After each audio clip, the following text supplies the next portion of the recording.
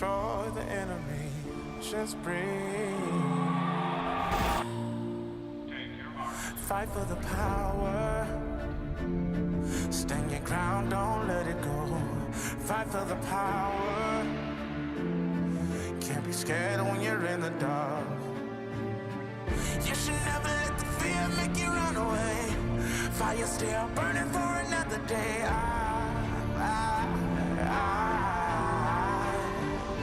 Fight for the power.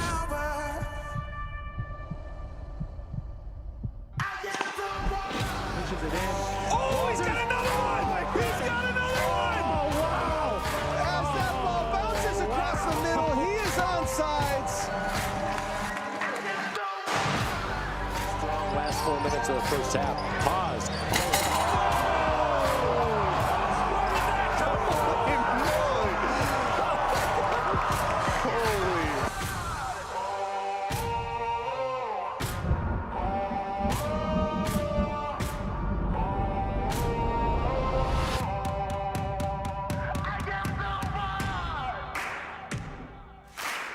Hey, when we get the ball back, punish them. In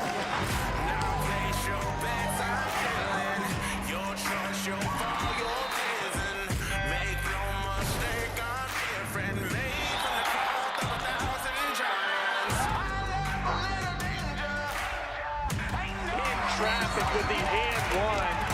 Going right, passing left. There's a touchdown pass to Strickland. Raise your flag or even the score. Take your shot, ready for more. Surrender, there is no other choice. Set my soul free now. Light it up on fire. Bet on me, I got you. Pick a number. Castle with a block downfield, breaks the tackle, stiff arm.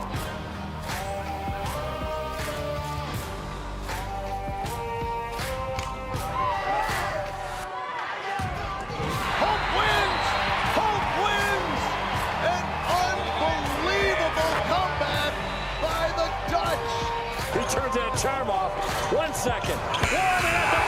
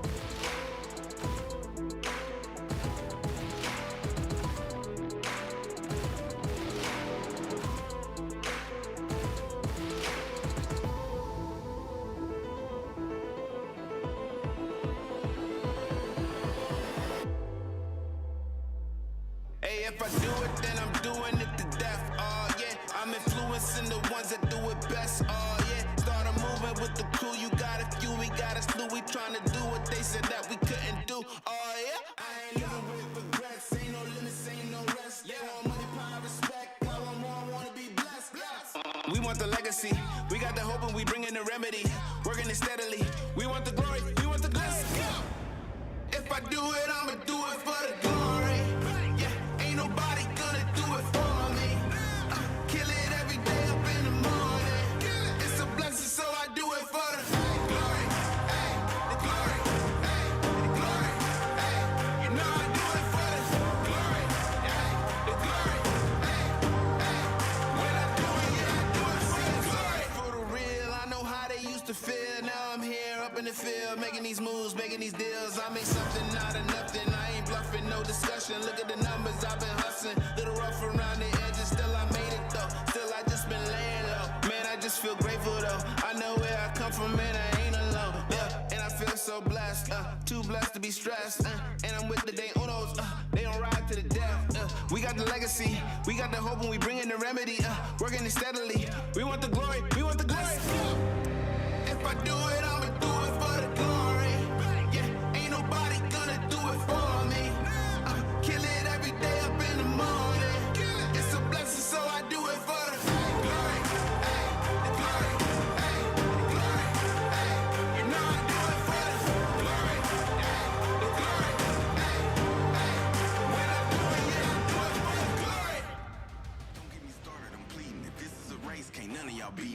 so good, it feel like I'm cheating. A well of the storm, I feel like a season. This type of drive could push Lamborghinis. So get yourself signed and have your own sneaker. I'm in the band, I'm pushing the meter. A legend like John for everyday people.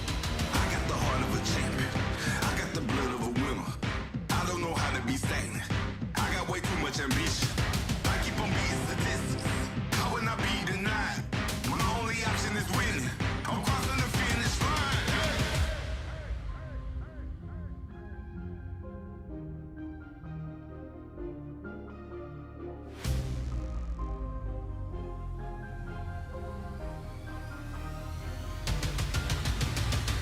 I am the greatest. Nothing can stop me now. The time has come for me to take my crown. I am a champion. No one can slow me down. The world is mine. Once I cross the finish line, I'm number one. I put myself in a place where nothing can top me. I feel like I'm space. It's bigger than profit, but still I get paid. My thinking colossal, not minimum wage. Talk to the loss like I know the way. Stay on my job like who need a break?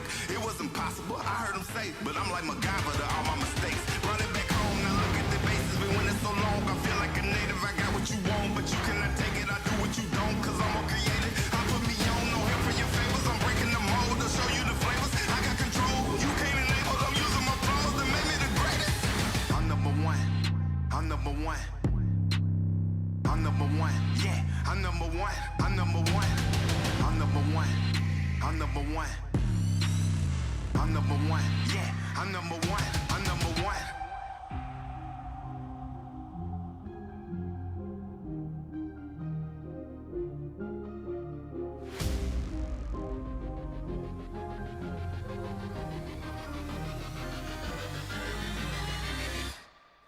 I am the greatest.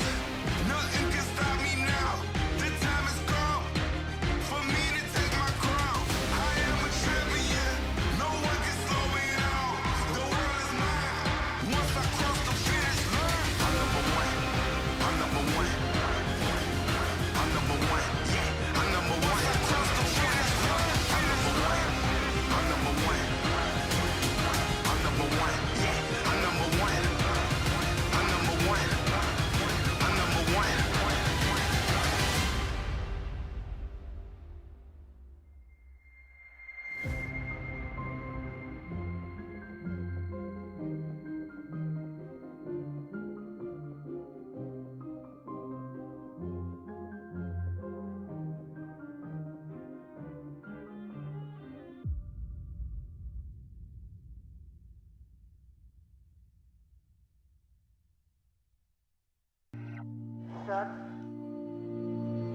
Believe you'll see it all comes together.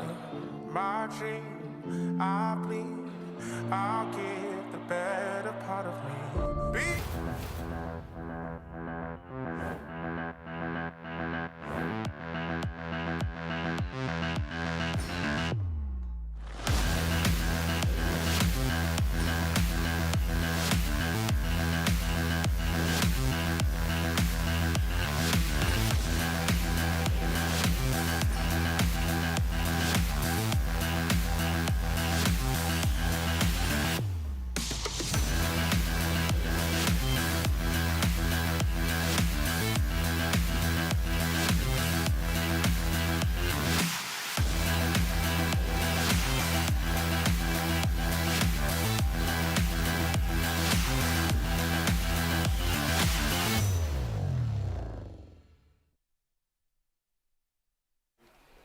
Welcome, ladies and gentlemen, to Van Andel Soccer Stadium.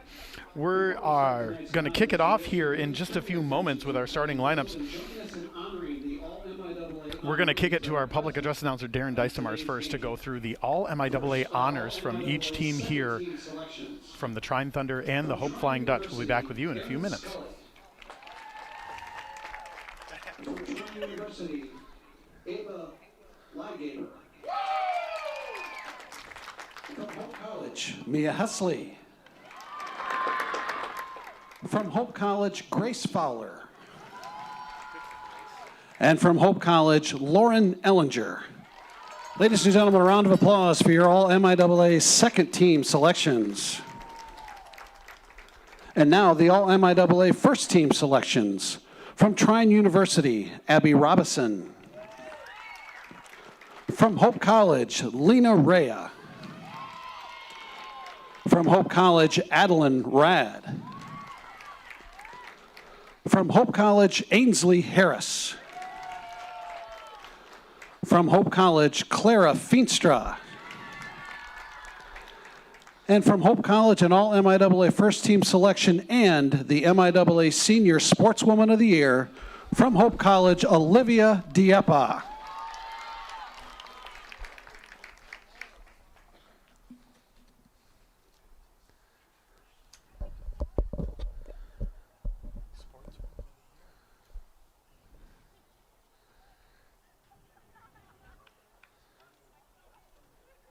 Exciting moments here as the MIAA first and second teams are announced, and our sports information director Alan Babbitt takes some pictures. We'll get back to the Good announcements evening, ladies here. and gentlemen, and welcome to the Van Andel Soccer Stadium here in the campus of Hope College for today's MIAA Women's Soccer Tournament semifinal contest between the Thunder of Trine University and the Hope College Flying Dutch. Here are tonight's starting lineups. First for the Thunder, a sophomore from Cincinnati, Ohio, number 5, Maggie McDowell. A senior from Dayton, Ohio, number 9, Abby Robison. A senior from Lansing, number 10, Darcy Setkowiak. A junior from South Lyon, number 11, Reagan Koskela. A sophomore from Dublin, Ohio, number 15, Aaron Scully. A senior from Indianapolis, Indiana, number 20, Abby Scheel. A sophomore from Lancaster, New York, number 23, Julia Benham. A sophomore from Prior Lake, Minnesota, number 24, Kaylee Sterling. A freshman from Bright, Indiana, number 29, Ava Lygaber. A senior from Normalville, Pennsylvania, number 30, Madison Kinnear. And a senior from Lafayette, Indiana, number 34, Zara Powell. Head coach for Trine University is Aiden Lang. And now, ladies and gentlemen, here is the starting lineup for the Hope College Flying Dutch. A junior from Hudsonville, number 1, Clara Feenstra.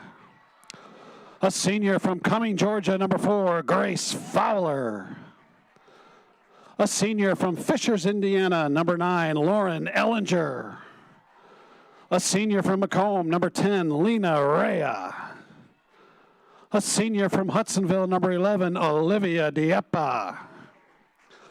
A sophomore from Portage, number 15, Mia Hesley. A sophomore from Jenison, number 16, Adeline Rad. A senior from Zeeland, number 22, Ainsley Harris. A junior from Jenison, number 23, Jenna Schreiber.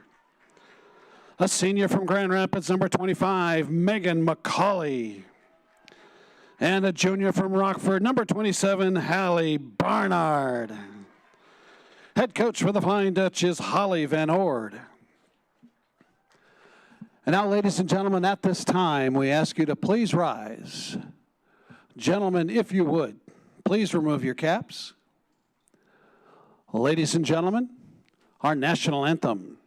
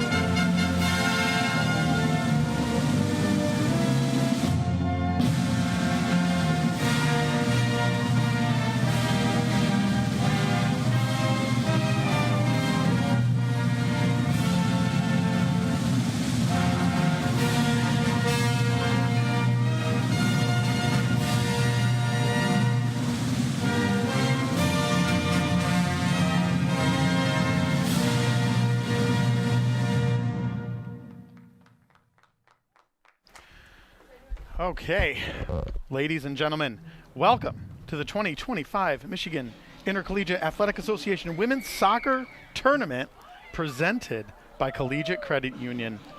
Tonight's live stream is brought to you by the Hope College Anchor Network and the MIAA Sports Network.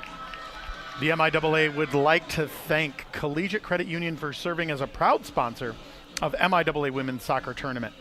Collegiate is digital banking built for student athletes. This is not just another payment app. It's real banking. Collegiate makes it fun and easy to manage your money, grow your savings, and stay focused on your future. Learn more and sign up today at www.collegiatecu.org/MIAA. Here we go, Paul Willard. Yes, sir. Here we go. This is go. a big night for soccer in the MIAA. I believe this is the number 2 seed Hope College Flying Dutchman versus the number 3 seed Trine Thunder. Trine coming into this game at 9-4-5. The Hope College Flying Dutchman with a record of 12-3-2. Both teams, as we saw in the early going, with all conference athletes. Hope with 8, 5 on the first team, 3 on the second team. Great matchup tonight, Paul. It's going to be good. Yeah, it's really going to be good. You know, Hope going down to Angola earlier in the season and getting a dub 3-1, I believe, or 3-0, if I'm not mistaken. Lena Rea leading the way for the Flying Dutch in that contest, netting 2 goals in that game, and put the Flying Dutch on a path to victory that they have just really not stopped. The only roadblock that they really ran into in MIAA play is Calvin University, who's playing Kalamazoo in about an hour, just 35 minutes up the road in Grand Rapids here from Holland. And so we'll be kind of anxiously watching that one, seeing what transpires between there, because of course, if Calvin were to lose that contest and Hope were to win today, then Hope would host the MIAA tournament final on Saturday, which we could have 2 soccer games hosted here on Saturday between the men and the women should they both win out, and if Calvin women would lose tonight to Kalamazoo. Big day in MIAA as Hope and Huge Calvin day. Have their first ever football game here at Hope College on that same day. So a lot to watch for in the MIAA as these fall sports come to a conclusion. But here today, Hope College is the favored team in this matchup, Paul Willard. But as we know, when it comes to late October or November, every game matters, and soccer's a funny game, so it's going to be a good game to watch tonight. Yeah, soccer's a game of runs. We all know that to be true. For any of those who have played or watched soccer for a significant amount of time, as Fowler with a beautiful tackle here, touch to Rea to Lauren Ellinger. Ellinger now out to Ainsley Harris, just so dangerous when she gets a touch on that ball. That ball does not leave her foot. Harris driving towards the 6. Tries to put it in. It looks like we've got a corner kick now, and Adeline Rad, as she has done all season for the Flying Dutch, running all the way across the field to take this corner kick. Dare I say, on the border of setting the all-time school record for assists. She's just been phenomenal all season, Paul, and she is just going to whip this ball in here. Great and kick. Another dangerous play there, but Hope's going to get called for a foul there. Yeah, I should say single season assist record. That's right. Not all-time assist. But you're right, Paul. She has just been radical, if you will, in Love her play. She's earned her first team All-MIAA, the sophomore from Jenison. Super dangerous. Actually, both outside wingbacks are players to watch, as Olivia Diepta, the captain and senior, has 5 goals from the wingback position. Yeah. And so those are 2 of the best players on Hope's team, and they both start at the outside back position. Yeah, 23, going on 23 there, Julia Benham going up against Jenna Schreiber as Fowler gets this ball here on the near touch. Going to look to cross it in, get stopped there in the corner. Now leaves it for Schreiber, who hits it back to Hallie Barnard. Barnard in to Schreiber. Lena Rea now with the touch, head down. Back to Rea. Rea with the drive here now. And Lena's going to keep the ball on her feet, looking for Barnard. Hallie leaves it for Grace. And now Adeline Rad with that huge boot across to the 6. Goalkeeper Madison Kinnear scouting that one easily, skying to get it. And a bomb down the field from Kinnear. What a kick from the Trine goalkeeper. Great play by the goalkeeper there, coming out, being incredibly strong, communicating as that kind of sat in a little pocket in between the 6 and the 12-yard box. But she came out strong and then had a great punt. But unfortunately for Trine Thunder early on, Hope has just been so good in the back building and finding their passes that Trine hasn't been able to get any offense up top. Oh, Lena Rea with just the hustle play here. Tries to flick it for Barnard. Unable to do so. Trine's going to clear that ball. Finds the foot of Grace Fowler here. And Hope, you got to, if you're a Flying Dutch fan, you got to love what you're seeing from them early on in this contest. With only 5 minutes gone so far. Lena Rea now leaving it for Ainsley Harris. Taking her defender one-on-one, now 3-on-1. Harris still keeps the ball somehow. Oh my. Slots it across to Lena Rea and unable to just put a foot on it or get a knee on it. You can't say enough good things about Ainsley Harris, right? All year has just been incredible. That ball is like Velcro to her feet. You know, all season actually, Harris drives at another first-time MIAA player, all-region player from last year. But one of the things that's incredibly important to watch, we've gotten the privilege to watch all season, Hope women's team, is their pace at that front 3. Yeah, you're right. Hallie Bernard, Lena Rea, Ainsley Harris just run at people all game long. And then when they get tired, Hope puts in the likes of a Heidi Berkey, the likes of a Claudia Folkert, the freshman Joanna Namo come in. And so there's a lot of pace up top, and that wears down that back line. Schreiber now with the ball in the middle of the pitch, looking to switch fields here now. Does so to Dieppe, the senior captain. Oh, what a slice and cut by Dieppe here now as she's driving to the 18, leaves it for Harris. Harris now fearless play from Ainsley Harris, taking her defenders like 1v4. And that's kind of Harris's game. And she has had an incredible season and an incredible career here at Hope, doing exactly that, taking her defenders 1-on-2, 1-on-3, and just putting pressure on and finding a way to put the ball in the back of the net. Yeah, early going, the Trine Thunder defense has been up to the task, just slowing her up enough. Hope's high pressure is creating turnovers from the Thunder, and there's another one there. Yep. We're going to have to see if Abby Robeson up top, the first-team all-conference player, and the number 23, Julia Benham, can actually help hold the ball up long enough for trying to get out of their end, because early on right now, Hope has most of the possession in their front third. Schreiber with the ball in the middle of the pitch, switches it to Dieppe again. Dieppe looking for Harris. Great turn by Harris on the outside here, right at the top or at outside edge of the 18, slots it in. Easily snuffed out by the Trine defense here. Nice defensive play there at the near post, clearing that one away, but Harris has been dangerous in this early going. Yeah, number 9, speaking of Abby Robinson, running onto that ball. Megan McCauley getting the better of that contest, but what I loved from Robinson in that play was that she waited for that ball to hang up. She waited for it to sit in the air for a little bit longer, wanted to see where it was going to bounce, and then attacked. McCauley really read that one beautifully. Long ball sent in here now, and McCauley's going to, a mistake by McCauley. Oh, Feenstra here now, and a shot on goal for Trine. Oh, my goodness. And that is a goal for the Thunder.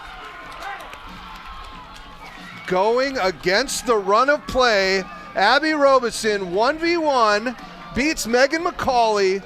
Feenstra comes out, gets her hand on the ball, but the Trine Thunder are just too strong, and they strike first. Wow, what a play from Trine to really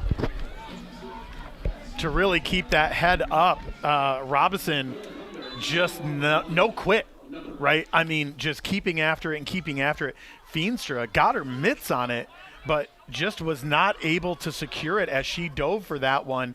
And we've got Trine up on the Flying Dutch here now, 1-0 with only like 9 minutes gone in this contest, Mr. Margarone. Yeah. Nobody expected this. I can tell you that. Start. Well, the Thunder might have expected this. Well, they have sure. sat back deep. Yep. They've absorbed the pressure as Harris has ran at them. And Setkowiak and the rest of that defense there have been able to create a low block that just then sprung on a quick counterattack. And that's actually great play, but now here we go going the other way and see if Hope can respond early. You usually want to look in this first 5 minutes to see for the other team if they can respond. And we got Adeline Rad lining one up. Yeah, Adeline Rad, I mean, we talked about it earlier on her first corner. She has done a phenomenal job all year. 12 assists on the season. Ball's in now. Oh, what a block at the goal line. Wow, that is cleared as Dieppe tries to head it in. I mean, that is a tie game saving stop right there by the center defender who was on the line. Really can't see it from here. Trine's got those pinstripes on the front of their unis where I have a really hard time telling the numbers when they're facing us. When they're away from us, it's pretty easy to see those big white numbers on those blue jerseys. But as they're running towards us, as Barnard wins this one here, a little mishit to Lena Rea. Yeah, that defense is Kaylee Sterling and the number 24 and Abby Schell, the number 20 in that left back, that have just had to absorb a lot of pressure early on, Paul. And Hope is keeping it up, right? Hallie Barnard, super speedster on that wing. And like you said, we've had phenomenal wing play all season from the likes of Ainsley Harris, Hallie Barnard, and then that, of course, that center position in Lena Rea. Yeah, and the Trine Thunder have a lot of decisions to make. They can't just sit back because this Hope team is just too dangerous offensively.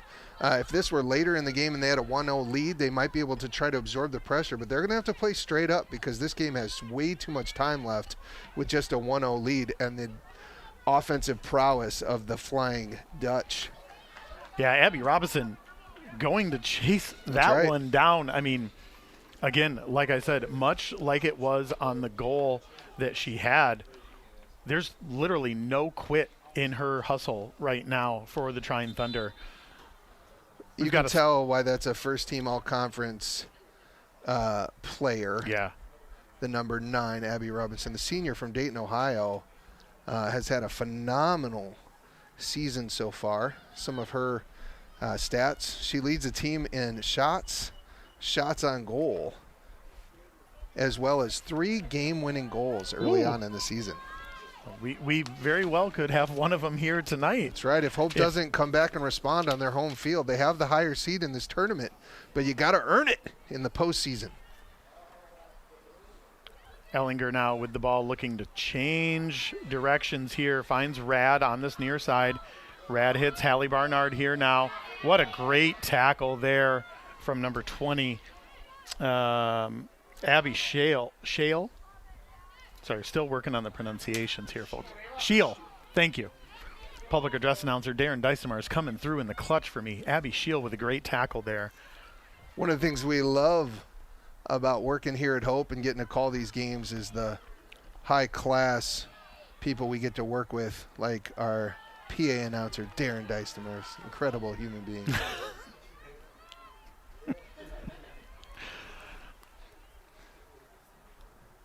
Yeah, Darren, one of my fellow follically challenged mates in the booth.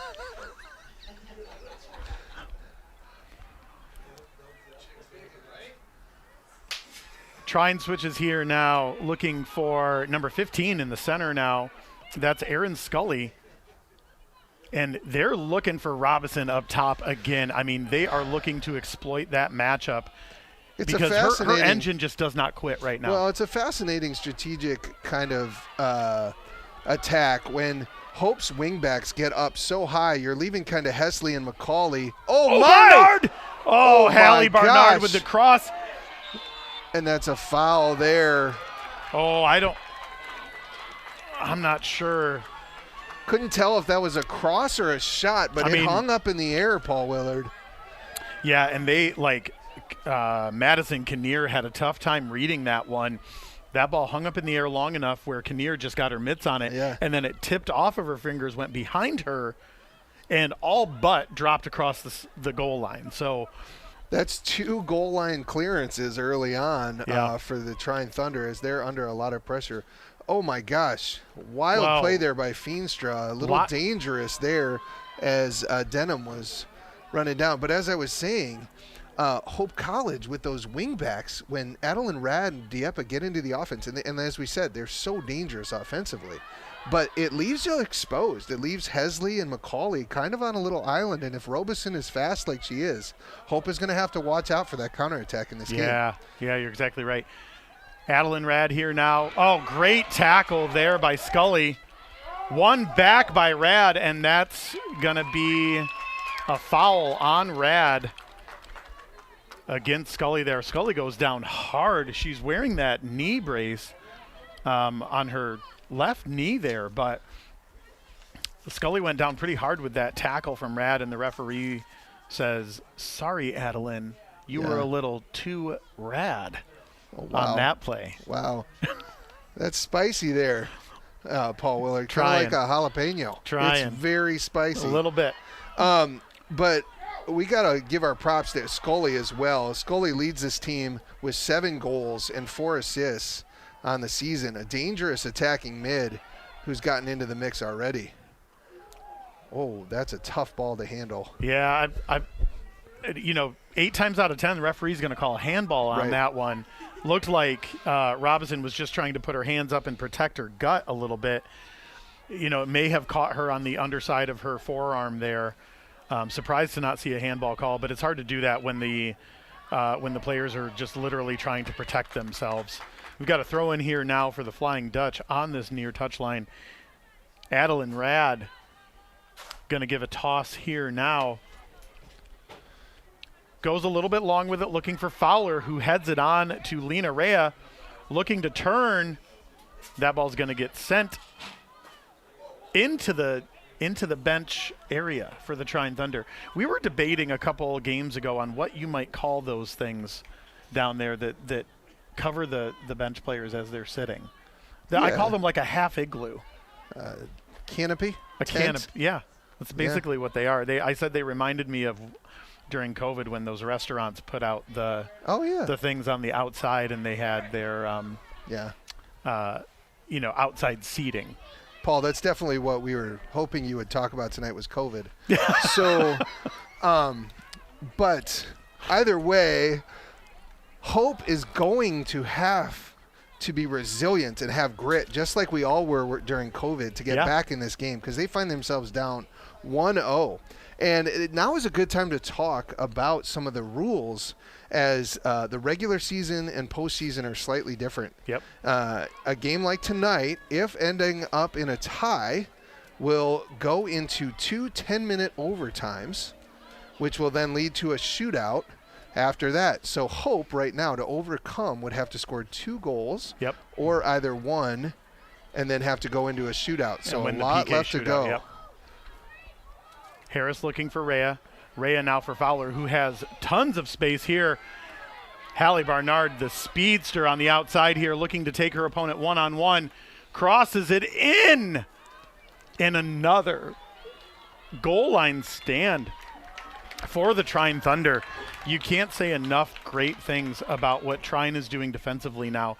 They are just collapsing on that goal line inside of the 6-yard box and just able to get their legs, their feet, everything on it when those balls come flying in. Yeah, Kaylee Sterling on that clear prior to the corner kick, and then Scully, and then Rad back in. Oh, and Barnard just unable to get around that, but you see that Trine Thunder defense collapsing on that ball the way that they did. And now Robinson here with the turn on McCauley. Fowler's chasing down here now, and Robinson's trying to keep it. That ball stays in bounds, and Fowler, what a tackle from Fowler here.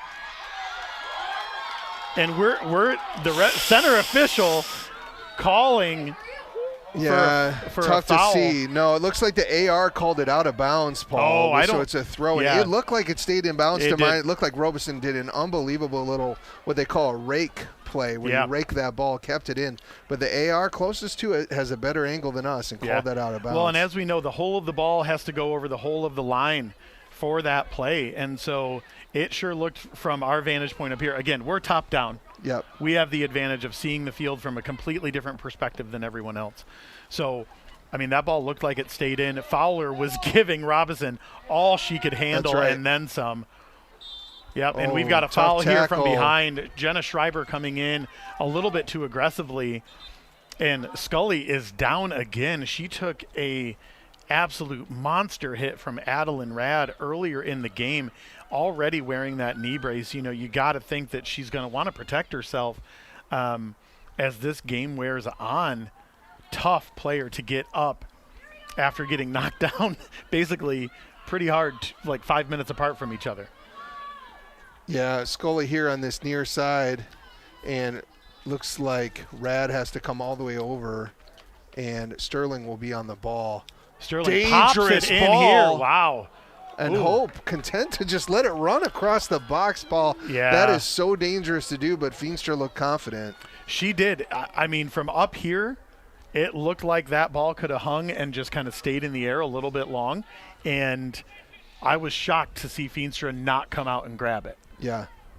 You know, it's very interesting. Hope looked super confident on the ball in that first 6 minutes. Yep. Just playing with a lot of swagger. Hey, we're the higher seed. And Trine had been frustrating them over and over. And now Hope has gotten some corner kicks and gotten some plays right on the line. But if I'm honest, the Thunder have really frustrated the Dutch in this early going as we're about 20 minutes in. Yeah, most of the possession so far in this contest has really Hope offensively has kind of dominated the possession in the midfield and in Trine's defensive third. Trine has not had hardly any possession in Hope's defensive third here. And so I'll be interested to see what Trine does to keep the pressure up here, or if they're going to look to kind of keep that same game plan going, wait for Hope to kind of be asleep a little bit, maybe catch their wingbacks up a little too high, and then try to go for it again on a long send like they did maybe with Robinson earlier on in the game. Nice little play from the Thunder winning that ball there, but they are playing pretty direct once they get the ball because Hope is such a high-pressure team. They like to force turnovers for teams and then come at them with their speed.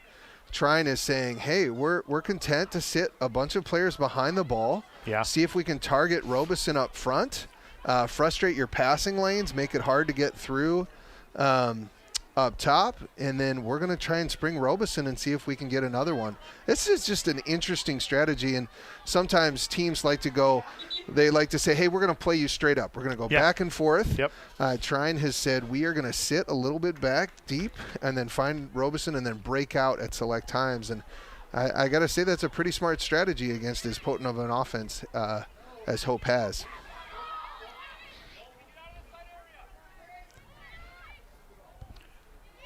Trine working the ball back around to their defense here. Kaylee Sterling, long send in, sniffed out by Mia Hesley.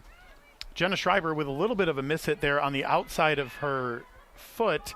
McCauley tries to go up for it, and Hesley coming in with the big boot to get it off of Robinson, who was looking to turn and fire on goal here. Great tackle by Barnard there. And now Ainsley Harris giving chase on that far side. Nice pass to break the pressure there and get the ball switched. Yeah, well done here for the Thunder. Sterling with the ball now, moving it out to number 20, Abby Scheel. Barnard looks to send it on, and that's just not going to do it. And Trine has really picked up the intensity here in terms of putting pressure on Hope. Building from the back, a lot of Trine's movement right now has been solely based on what Sterling and Powell are doing back there. Those two center backs have just been really strong. And don't look now, that's a dangerous play, 1v1 in the box. But Hesley comes out better with that one. But you can't say enough of those two center backs. And Hope has not put enough pressure on them. Oh, what a ball here from Barnard to Fowler. Fowler giving chase now, sends it long in. Oh. My, Harris keeps that ball in bounds, though, and they're coming the other way. Yeah, Ainsley Harris with the hustle play here, leaves it out for Dieppe. Dieppe with the big boot, sends it to the top near the 18. Lena Rea goes down on that one. Adeline Rad looking for a big boot there, finds Ellinger. Rea unable to win that one, and she goes down, and now Trine's going to look to come back on this as Robinson just takes that one off of the shoulder. And we've got two subs coming into the game. Claudia Folkert for the Flying Dutch, and Joanna Namel, true freshman. Joanna Namel coming into the game, who started the year at a center back position for Mia Hesley, who was injured for the first couple of games. Did a phenomenal job there. I believe one of the quotes about Joanna Namel early on in the season was, wow, what a she's ball. going to be my street fight partner. As Joanna Namel goes in for the challenge there, gets bumped off by Zara Powell. Quick throw here from Rad. Finds Schreiber. Schreiber leaves it for Rad. Rad with the big cross in, and that's just going to sail well over the bar. Madison Kinnear had that red all the way. But that's kind of what Adeline Rad has done all season, though. That's right. Right? She's put those crosses in. She's put them long. She's put them high. They've hung up in the air. And a lot of times, goalkeepers don't know what to do, right? You either risk it and you come out and try to get a punch and a parry, or you take the risk and stand on your goal line, but then those attackers start to fill in the empty space. So well, and right now, Hope's accuracy has not been good enough in that cross and finish. They've put a couple on frame, but Trine has just thrown their bodies in front of it and just gotten enough to keep Hope out. But you'd like to see a little more creativity from Hope offensively. Yeah. Trying to attack the seams, maybe get end line and slot the ball back. Because some of these long balls are just kind of being put in to one or two Hope players, and you'd like to have more up in the box as Dieppe makes this run down the line. Yeah, great run from Olivia Dieppe here on the far side. Looking to swing it in here now, and just easily scooped up there by goalkeeper Madison Kinnear. Yeah, you look at Hope's game plan right now, there's been a lot of stuff on this near side touch line here. Part of that is because of Hallie Barnard's speed and the way that you want to play her. You play her long so that she can run onto the ball and beat her opponent one-on-one.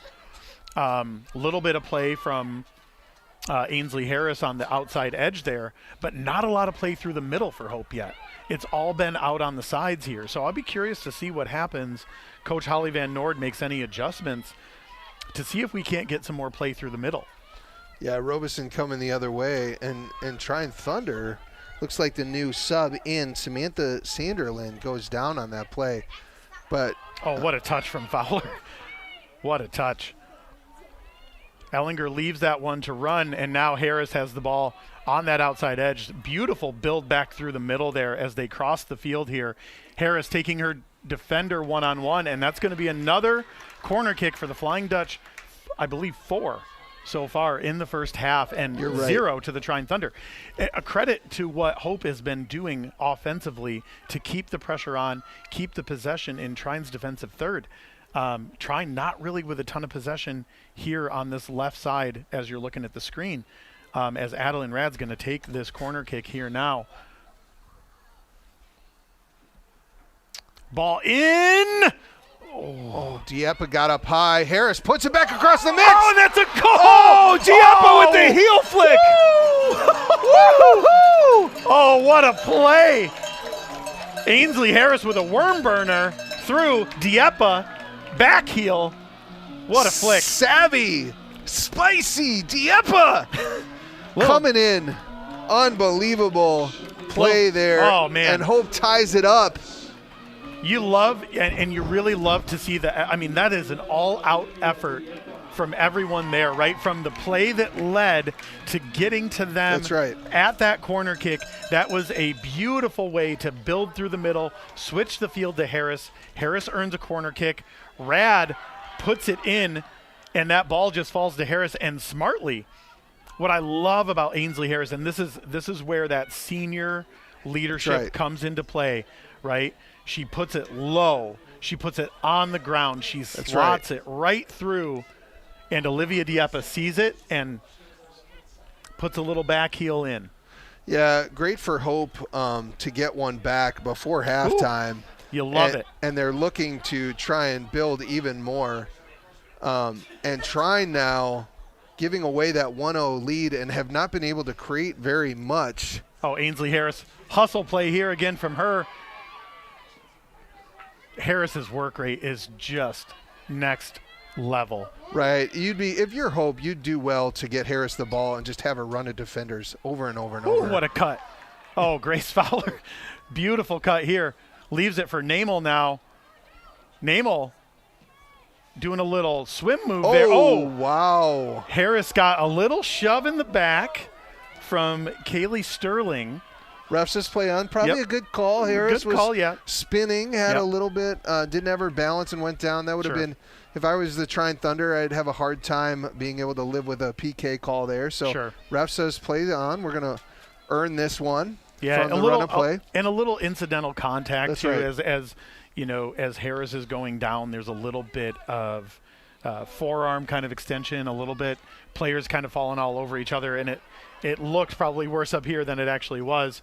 Wow, Sanderlin from way out found the pass from Powell, but she had about 10 to 15 yards of open space, and she said, I'm going to hit one from 40. Yeah. Feenstra just says, I'm going to let that one go out. But, you know, a little shaky in the back from Hope early on. Some balls kind of running across, unable to corral that one on Robeson in the first goal. So Trine Thunder have got to be able to say to themselves, hey, you know, if we go at the defense of Hope, we might be able to get another one here. Yeah.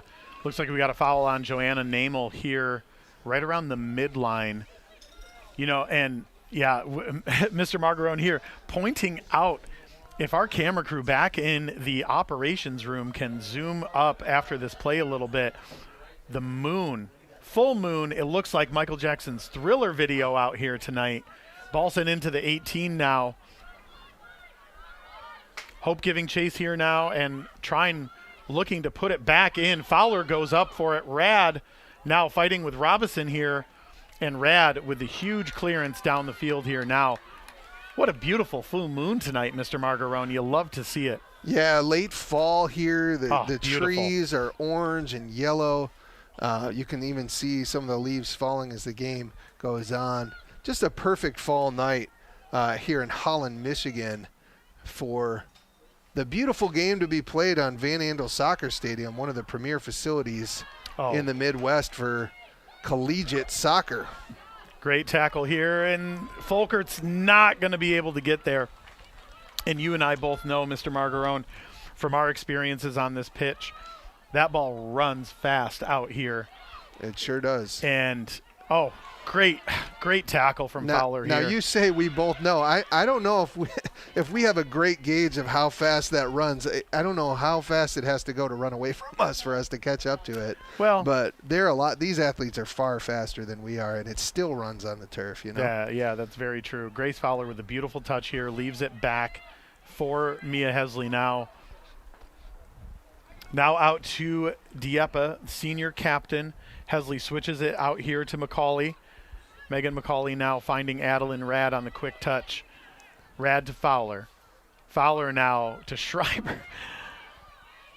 And now Mia Hesley just working the ball. And Hope looking to kind of lull, trying to sleep here. Got to be careful to not play around with it in the back too much, though. Hope just working the ball around. Great spell of possession here for the Flying Dutch. Dieppe now finding Harris. Ainsley Harris looking to take her defender one-on-one on that outside edge. Ainsley dribbling into the box, leaves it for Dieppe. Dieppe with a touch here, sends it in, headed out by the Thunder defense, and that's going to find Ellinger here, who leaves it for Schreiber now. Hope on the attack still, looking for Adeline Rad on this near side. Sends a long ball in! Oh, what a flick. That's an incredible play facing the other way by unbelievable. Folker, trying to get that one just on frame at all. Yeah. Great save. If that ball sits in the air a little higher and Folker maybe jumps for it a little bit, right, that ball easily floats over Kinnear's mitts. But little foul here on the number foul, 11. Little ticky-tack going on. Koskela into the game, the junior from South Lyon, Michigan. And Hope likes it when the ball is on Adeline Rad's foot. Especially from here. Leading MIAA assists. Leading the MIAA in assists on the season. She has been phenomenal. Oh, my goodness. Oh, what a ball. Oh, and that, I mean, Trine Thunder, yeah. Credit to their defense there. I mean, very 24, I believe, Sterling again with the big play. Yeah, not dissimilar at all to the way that the Trine Thunder men's team played the other night. They've got big, strong, aggressive defenders in their back line, and it looks like that carries over into their women's team as well, as they have had pretty much an answer for every swinging ball sent into the mixer that Hope has tried to put through. Dieppe wins that challenge here now, looks to send it long to Folkert. Yeah. And the goalkeeper for Trine has had her hands on this ball a ton in this first half.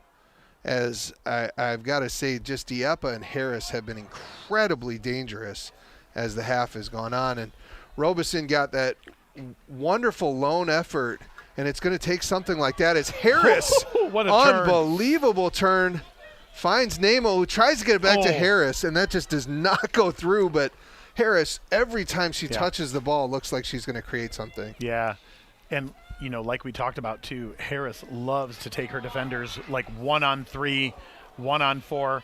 Folkert, not expecting that pass from Fowler to go in the direction that it did. She kind of stopped her run, held up a little bit there.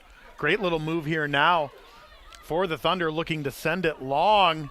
Mia Hesley's going to have to give chase, and the speedy Robinson getting there as well. Rad with the boot.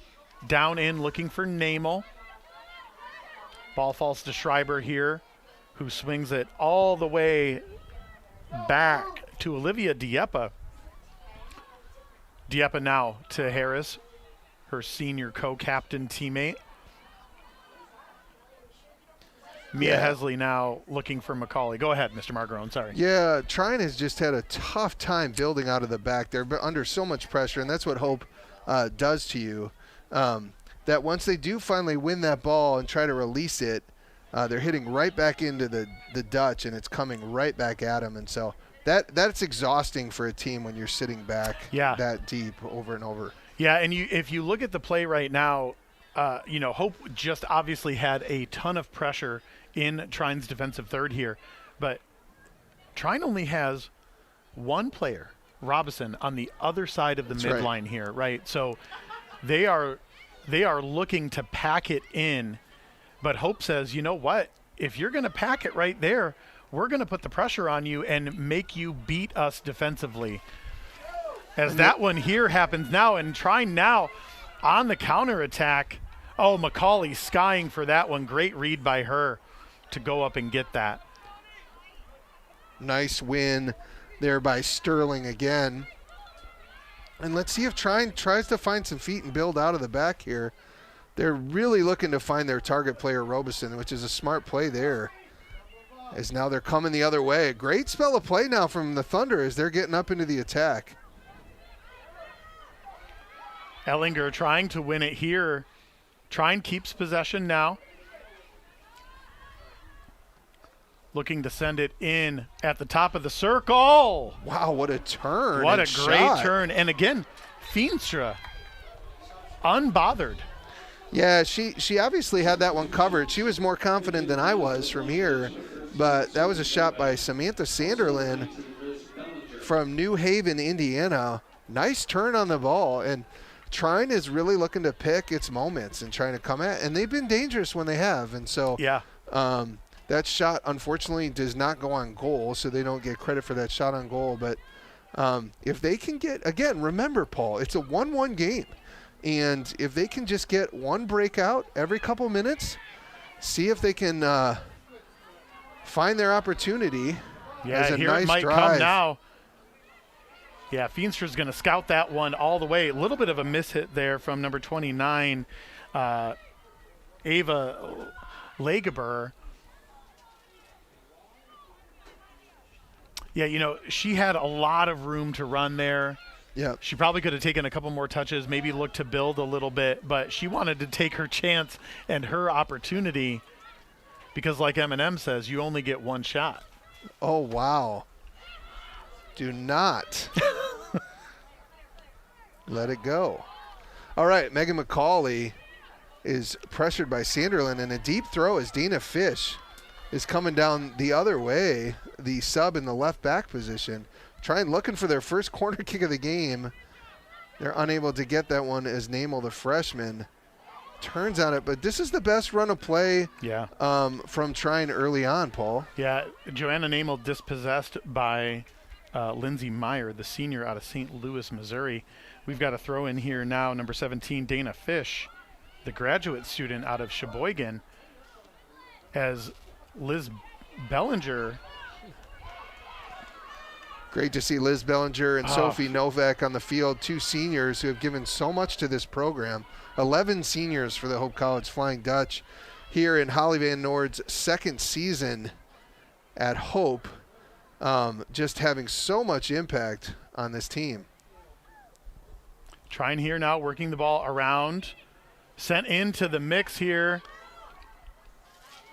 Oh, finds the foot. Oh, my goodness. Ooh. Finds the foot of, looked like Julia Benham, the sophomore out of Lancaster, New York, with the shot skying pretty high. But, I mean, that was a great spell of play there from Trine. And now Trine, don't look now, but they are looking to keep the pressure high on Hope for the last 6 minutes and 20 seconds in this first half. Yeah, I think that was the number 29, Ava Lageber. Taking a shot. Again, it's hard to see those jersey numbers with the pinstripes. But yeah, hard to tell. It was either 23 Benham or Lageber. Sorry if we're butchering the pronunciations tonight, ladies and gentlemen. This is our first time seeing some of these names. Novak with the ball at her feet, looks to turn it. And Hope kind of withstood that first little bit of pressure that we saw from Trine there. And now it's back at Harris's feet. Oh, Harris able to keep it in on that far touch line, taking her defender one-on-one. Now she looking to earn another corner kick for the Flying Dutch, just unable to do so. We've got a throw in here now for Olivia Diepa on that far side as we tick down to 5 minutes and 20 seconds left in this first half. 1-1 tie here in the MIAA. As an interesting offsides call, as it looked like there were some players 4 or 5 yards behind Claudia Folkert, but obviously the AR said she came on from an offside position. Sure. I'd love to see the replay on that. Unfortunately, we won't have that for you. But we do have an incredible opportunity to bring you this game, broadcast on the Anchor Network, also co-sponsored by the MIAA Sports Network tonight, as this is a tournament game. Yeah. And hopefully people are tuning in from all over the MIAA in West Michigan to watch this high level of collegiate soccer tonight. And a nice matchup here between two very good teams as we came in. The Hope College number 2 seed and the Trine Thunder number 3 seed playing against each other. And it's a 1-1 matchup while Hope has the advantage. Anything goes in the game of football. Yeah, you're exactly right. Abby Robinson with the first goal for Trine pretty early on in the contest, not even, I think, 10 minutes gone yet, in by Adeline Rad. That's right. Really dangerous. And again, it's like what we talked about earlier. Goalkeepers have a really, really hard job to do. They have to read that ball properly as it's flying through the air. Right. In addition to that, they have to keep their peripheral vision around them. They have to make sure that they aren't running into any of their own players. That's right. And they have to watch for any of the attacking players to kind of be skating through those empty holes. So, you know, it's a tough play, and that was as bang as you can get. That's right. No card on the play. Probably the right call. The 4 officials for this game. You have 4 officials. You have 2 ARs in the center, and then a reserve official who manages the players coming in and off the field. Yep. The sub rotations. They've done a great job so far tonight, Paul. This has been a very clean game, a great competitive game as Robeson gets her first break and is subbed off. And then Hope gets Heidi Berkey into the game for the first time. Another outside speedster. That's right. Sophie Novak finds Berkey here on the outside. Oh, what a little body feint by Berkey, and is just dispossessed here by number 12. That's Samantha Sanderlin. Yeah, number 4, Maddie Gassaway, the freshman from Ludington, Michigan, takes over for Abby Robertson, the first team all-conference player who scored the first goal for the Thunder. Liz Bellinger, nice to see her in the game. She's a all-conference player, a starter from years past.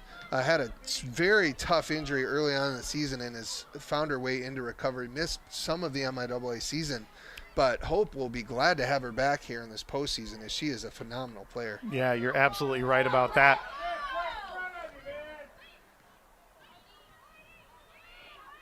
Yeah, you know, that injury that happened to Liz Bellinger earlier on in the season happened when they went down and played the Illinois Institute of Technology. Wow, Gassaway. Dangerous play here now, and Mia Hesley just able to scout that one out. Liz Bellinger, you know, coming away with a bone fracture. It looked like she may have broken her leg for the entire season.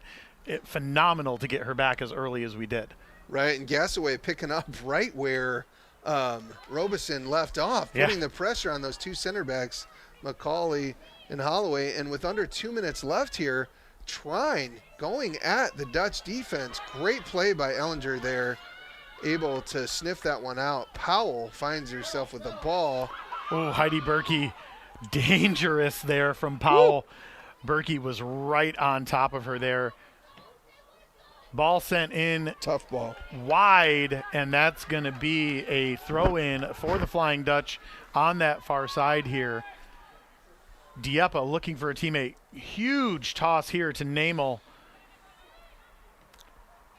Paul, this is going to be a fascinating second half. We've got 1 minute left here in the first half, but if you are... Novak with a little bit of a miss hit that finds the out-of-bounds line, thankfully for the Flying Dutch here, and now Adeline Rad with a quick toss. Sorry, go ahead. Yeah, no, Paul, if you are young, if you're middle-aged, if you're old, if you're a teenager, you're gonna want to get off your screens. Yeah. Screenagers, I hear is what they're called. You're going to stay away from the screens, and you're going to want to get on the YouTube or come out to Van Andel Soccer Stadium and watch this game, because this is some high-level soccer. Yeah, we've got a 1-1 tie here, ticking down to 20 seconds left.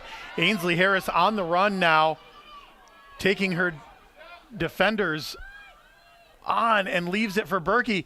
Berkey blocks that one, and that's going to go out of bounds here, and that's going to be a goal kick that will probably end the half for the Trine Thunder and the Flying Dutch. One early goal coming from Abby Robinson very early on, 10 minutes gone in the first half. A phenomenal goal from, assisted by Ainsley Harris to Olivia Dieppe on a little back flip, little back heel. We've got a phenomenal game here shaping up between these two MIAA powerhouses. That's right. You're going to want to join us and to see what happens in the second half, but for now, get your popcorn ready, get your drinks ready, and join us again on the Anchor Network for the second half in about 10 minutes. At Van Andel Institute, we're in a race, a relentless competition to get ahead of the diseases that affect our world. Cancer, Parkinson's, Alzheimer's. We are at the forefront of research and discovery.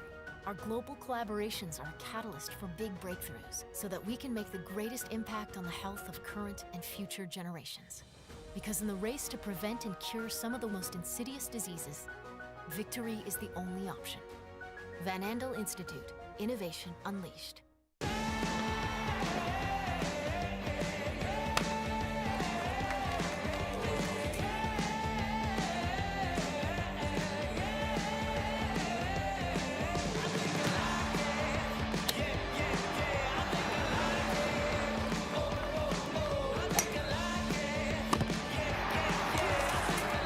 National champions for 2022.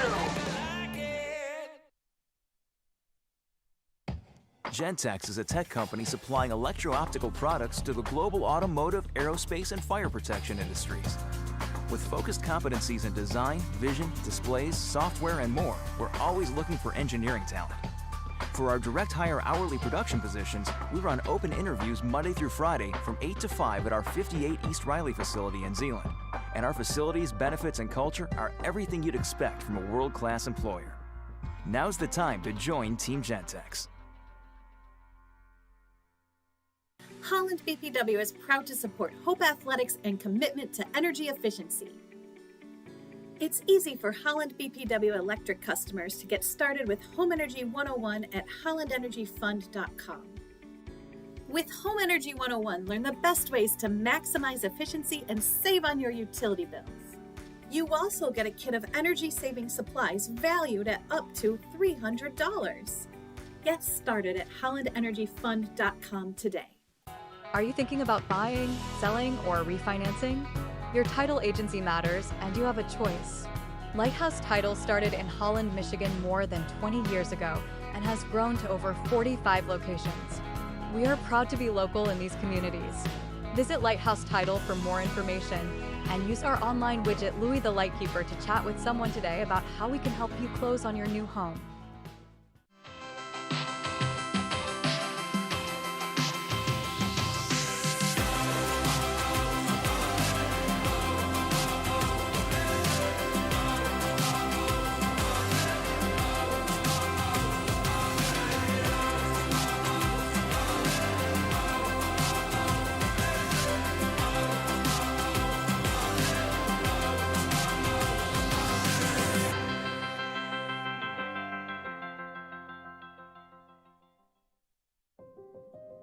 Cancer, we're coming for you. Parkinson's, your days are numbered. Alzheimer's, we're zeroed in on you too. Because at Van Andel Institute, the world's best minds are working relentlessly to eradicate these diseases forever. By advancing the boldest innovations, achieving breakthroughs, and transforming lives. Because the most powerful way to fight diseases, never stop fighting.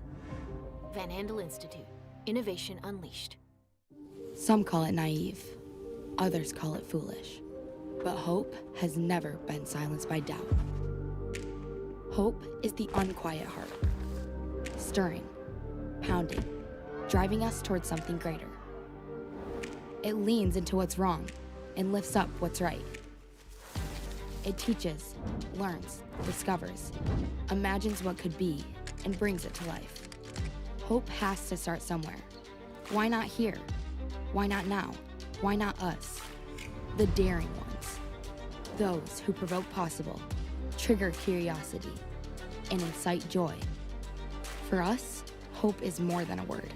It's a force, and we are its humble ambassadors. From the beginning to now, we don't just believe in hope, we dare to live it. Hope College. Dare to hope. Hope students are challenged to dig deeper.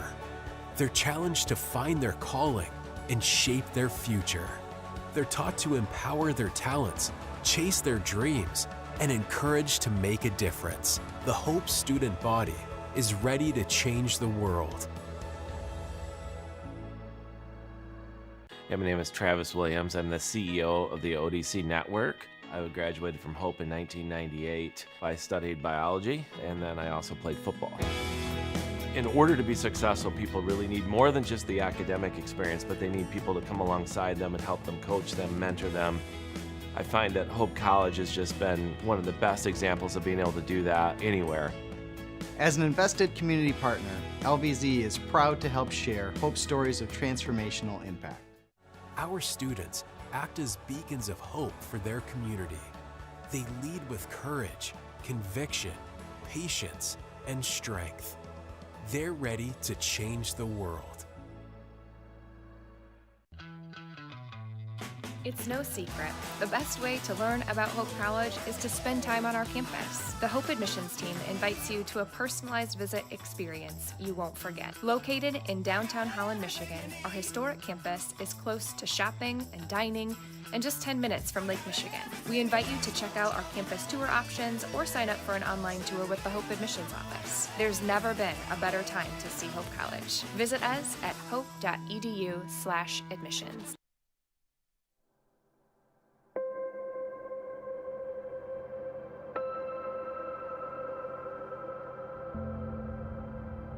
Every sunrise, every new day brings with it a promise of hope.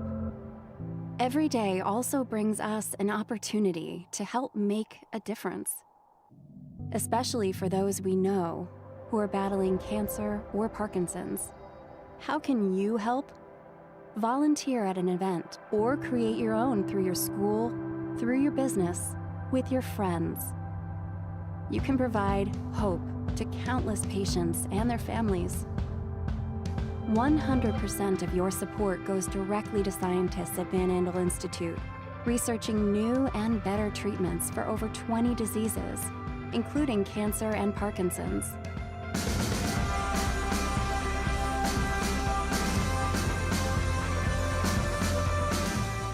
Now is the time to make an impact and make a difference.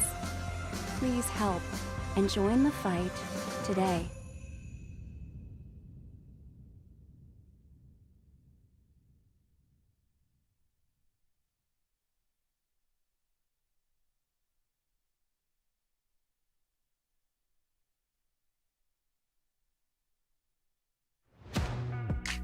There are over 5,000 colleges and universities in the United States alone, and nearly every single one of them is named after a location or a historical figure.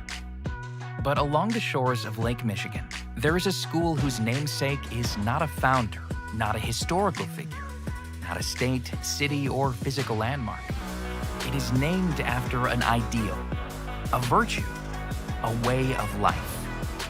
Its name is hope. It is so easy to get lost in what this world lacks, to become discouraged by its needs, gaps, and flaws. Can we see beyond the uncertainty and brokenness? At Hope College, we do. Not by ignoring the world as it is, but by learning and living with the belief that this is not the world as it should be, by driving to understand, to unlock clarity, to amplify truth, by leading with inspired compassion, by embodying a vision that illuminates greater opportunity.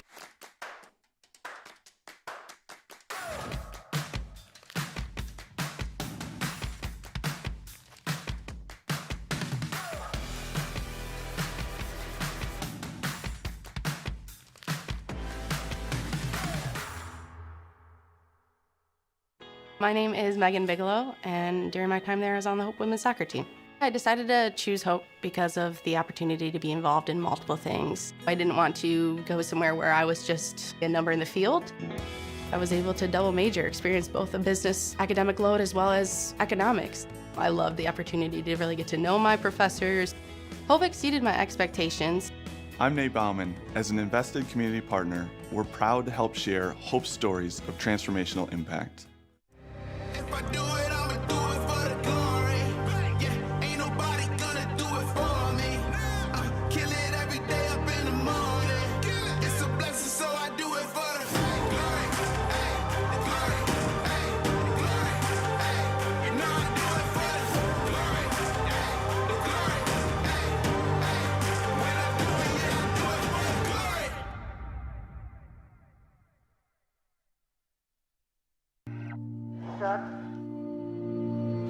Believe you'll see it all. comes together. My dream, I bleed, I'll give the better part of me. Be free, break free, release, destroy the enemy. Just breathe. Fight for the power.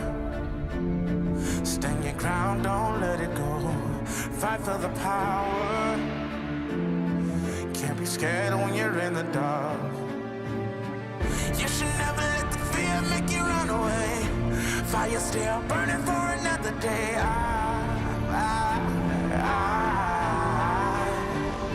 fight for the power.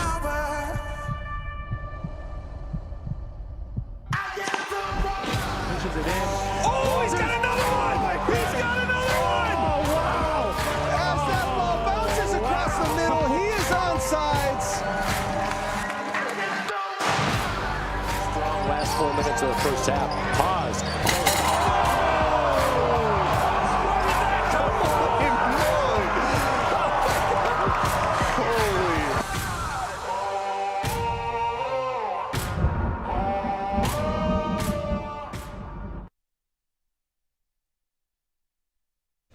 Welcome back to Van Andel Soccer Stadium here for the second half of this MIAA tournament game between the Hope College Flying Dutch and the Trine University Thunder. And Paul, I'm actually a little bit shocked at the statistics as I looked at them. Yeah. It's quite closer than you would think, as possession is 55% to the Trine Thunder to the Hope College, while Trine has 45%, and then shots is 6-5. Yeah. Hope to Trine. Now, it seems if you looked at the run and play or watched like the first half, Hope had more opportunities with the ball in the box, ball bouncing around a ton, maybe not as many shots, a lot of crosses there early on, Paul, but man, it's going to be a fascinating second half between these two teams as they're deadlocked at 1-1.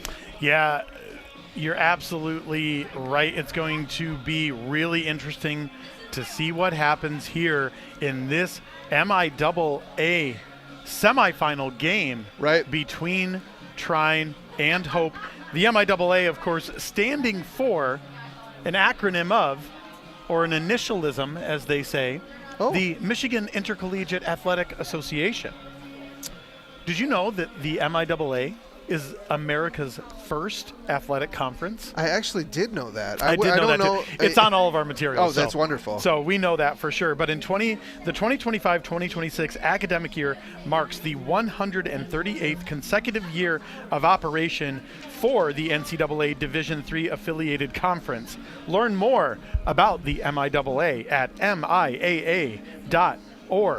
MIAA member schools, including Hope College and Trine University, are active in Division III of the NCAA, both as participants and tournament hosts, as well as being involved in the governance of the association. Since 1990, MIAA member colleges have won 23 National Division III championships. Learn more about those and even more at MIAA.org. And these two universities are two of the most recent MIAA championship teams, with the Hope women's national championship teams from the MIAA, with the Hope women's basketball team winning a national championship, Hope women's volleyball winning a national championship in the last 10 to 15 years, as well as the Trine Thunder softball team and men's basketball. Yeah. And so two incredible institutions, not just on a regional level, Paul Willard, but also on a national level. And these two teams tonight are looking to find their way into the MIAA championship game in the storied Athletic Association and Conference. Incredible teams, incredible soccer legacies for these teams, and Hope is hosting tonight and would like to move on. And Trine is looking for the upset bid. Again, it's a fascinating thing to watch because you have 11 seniors on one side for Hope. You've got all conference and senior-led captains on the Trine Thunder side. And for some, they're moving on to the next round. And for others, this will be their last collegiate game in their uniform. So you're going from a deadlock tie to potentially having it be your last collegiate game. Yeah, and it's a tough, you know, you might be wondering to yourselves, well, what about teams that have really good records, right? Hope is coming in with a record of 12-3-2, but you know, with the way that the Division III championships usually shake out with the number of teams and number of spots available in the national tournament, unless you win your conference tournament, it is going to be extremely difficult to get a bid into the postseason. Yeah, at this point, I don't believe either of these teams are ranked high enough to be able to take a loss in the semifinal and find themselves in for an at-large bid. So both are going to be looking to push hard during this game. Ball out of bounds here. Throw in for the Thunder here. No, actually, he's calling a foul on the ground on Ainsley Harris. Oh, interesting. Yeah, interesting. I was not expecting that one for sure. It looked like Harris went down pretty cleanly there. Sterling plays that ball up. Nice touch there. Oh, beautiful. Oh, Grace Fowler now with the ball here, leaving it for Hallie Barnard, who centers it to Lena Rea. All alone here now. Lauren Ellinger looks to turn, finds Schreiber. Jenna Schreiber leaves it for Adeline Rad on the outside here, and Rad tries to go in and go up against Scully there. Erin Scully. Nice to see her back on the pitch after taking a couple of hard bumps in that first half. Of course, we mentioned, you know, the knee brace that they're wearing and everything like that, but she took a couple of pretty hard fouls early on in that first half, and it's great to see her back out on the pitch looking healthy and speedy. Yeah, Scully, the leading goal scorer, with 7 on the season and leading assists for the Trine Thunder. Great to have her out on that pitch. But the center backs for the Thunder, both Powell and Sterling, have been phenomenal. Lygaber here has been good as well. She found herself with a shot in the first half that just went right over the bar, and she's fouled by Fowler there. But Trine Thunder is going to be looking to get that ball up top, Paul, to its forwards, Robeson and Denham. Yeah. And Hope is going to try and possess through those wings. And this is a fascinating contrast of strategies and styles that these teams will look to play in the second half. Fowler going in for the challenge here now, wins it. Grace with the ball. Oh, dispossessed by Scully. Great play from her. And wow. You know, I'm not sure about that. It's hard to tell from up here. And again, Scully comes up very gingerly, limping away from the play. She had 2 hard fouls on her in the first half. Yeah, and you got to think that's going to start to take a toll here, but gets right back up. Incredible tenacity and grit from Erin Scully, like you mentioned, the leading goal scorer for the Thunder. Ball sent in to the top of the 18 here. Oh, Harris with just the smart touch to get it down to Rhea. What a tackle. What a great tackle from 24, Kaylee Sterling. And that ball's going to skate out of bounds here on that near touchline for a throw-in for Olivia Dieppe here for the Flying Dutch. Yeah, Maggie McDowell, number 5 on this right back position. Guarding Harris, really tough. Actually, she's on the right midi position in number 10. Ooh. Darcy Setkowiak is in this right back. But they have their hands full with Ainsley Harris on this right side, the Thunder, because when she got the ball in the first half, she was the most dangerous player on the field. Yeah, we've often talked about how it seems like Ainsley Harris just has Velcro on the top of her shoes that the ball seems to stick to. A similar player to one of our men's players here, Josh Weigel, who just can never seem to be dispossessed. What a ball. Great ball in from Fowler. And Harris, one of the most dangerous things about her as a player, especially as an attacking forward, is that she is incredibly hard to get off the ball and to dispossess. Rad now with the ball on the outside edge here. Great little cutback there up against Robinson. You can see why she's a first-team all-conference player on that right back position. Just so solid. Mia Hesley with the ball now, looking to find some space. Finds Adeline Rad on the far side, works it back to McCauley. And Trine just happy to not put any pressure high on Hope at the moment. McCauley sends it long now to Lena Rea. Rea leaves it for Fowler. Fowler with a Wow, shot! what a hit! Oh, off the bar! Oh, my goodness! Oh, my. Speechless. The definition of speechless right there. My hands are on top of my head, ladies and gentlemen. I know this is not a visual medium. What an incredible strike from Fowler. I was just thinking to myself, when was the last time I've seen Paul Willard speechless? Yeah. It's not often, and that ball hit almost the corner V. Ooh. And dropped down. Unbelievable. Almost a top bin for Grace Fowler. And you could see that play developing kind of from a mile away up here. But my goodness, what a strike from Fowler. This atmosphere, this crowd would have come unglued if that one would have stuck in the top bin. Yeah. Now Trine dangerous here inside of the 18. Ainsley Harris with the slide.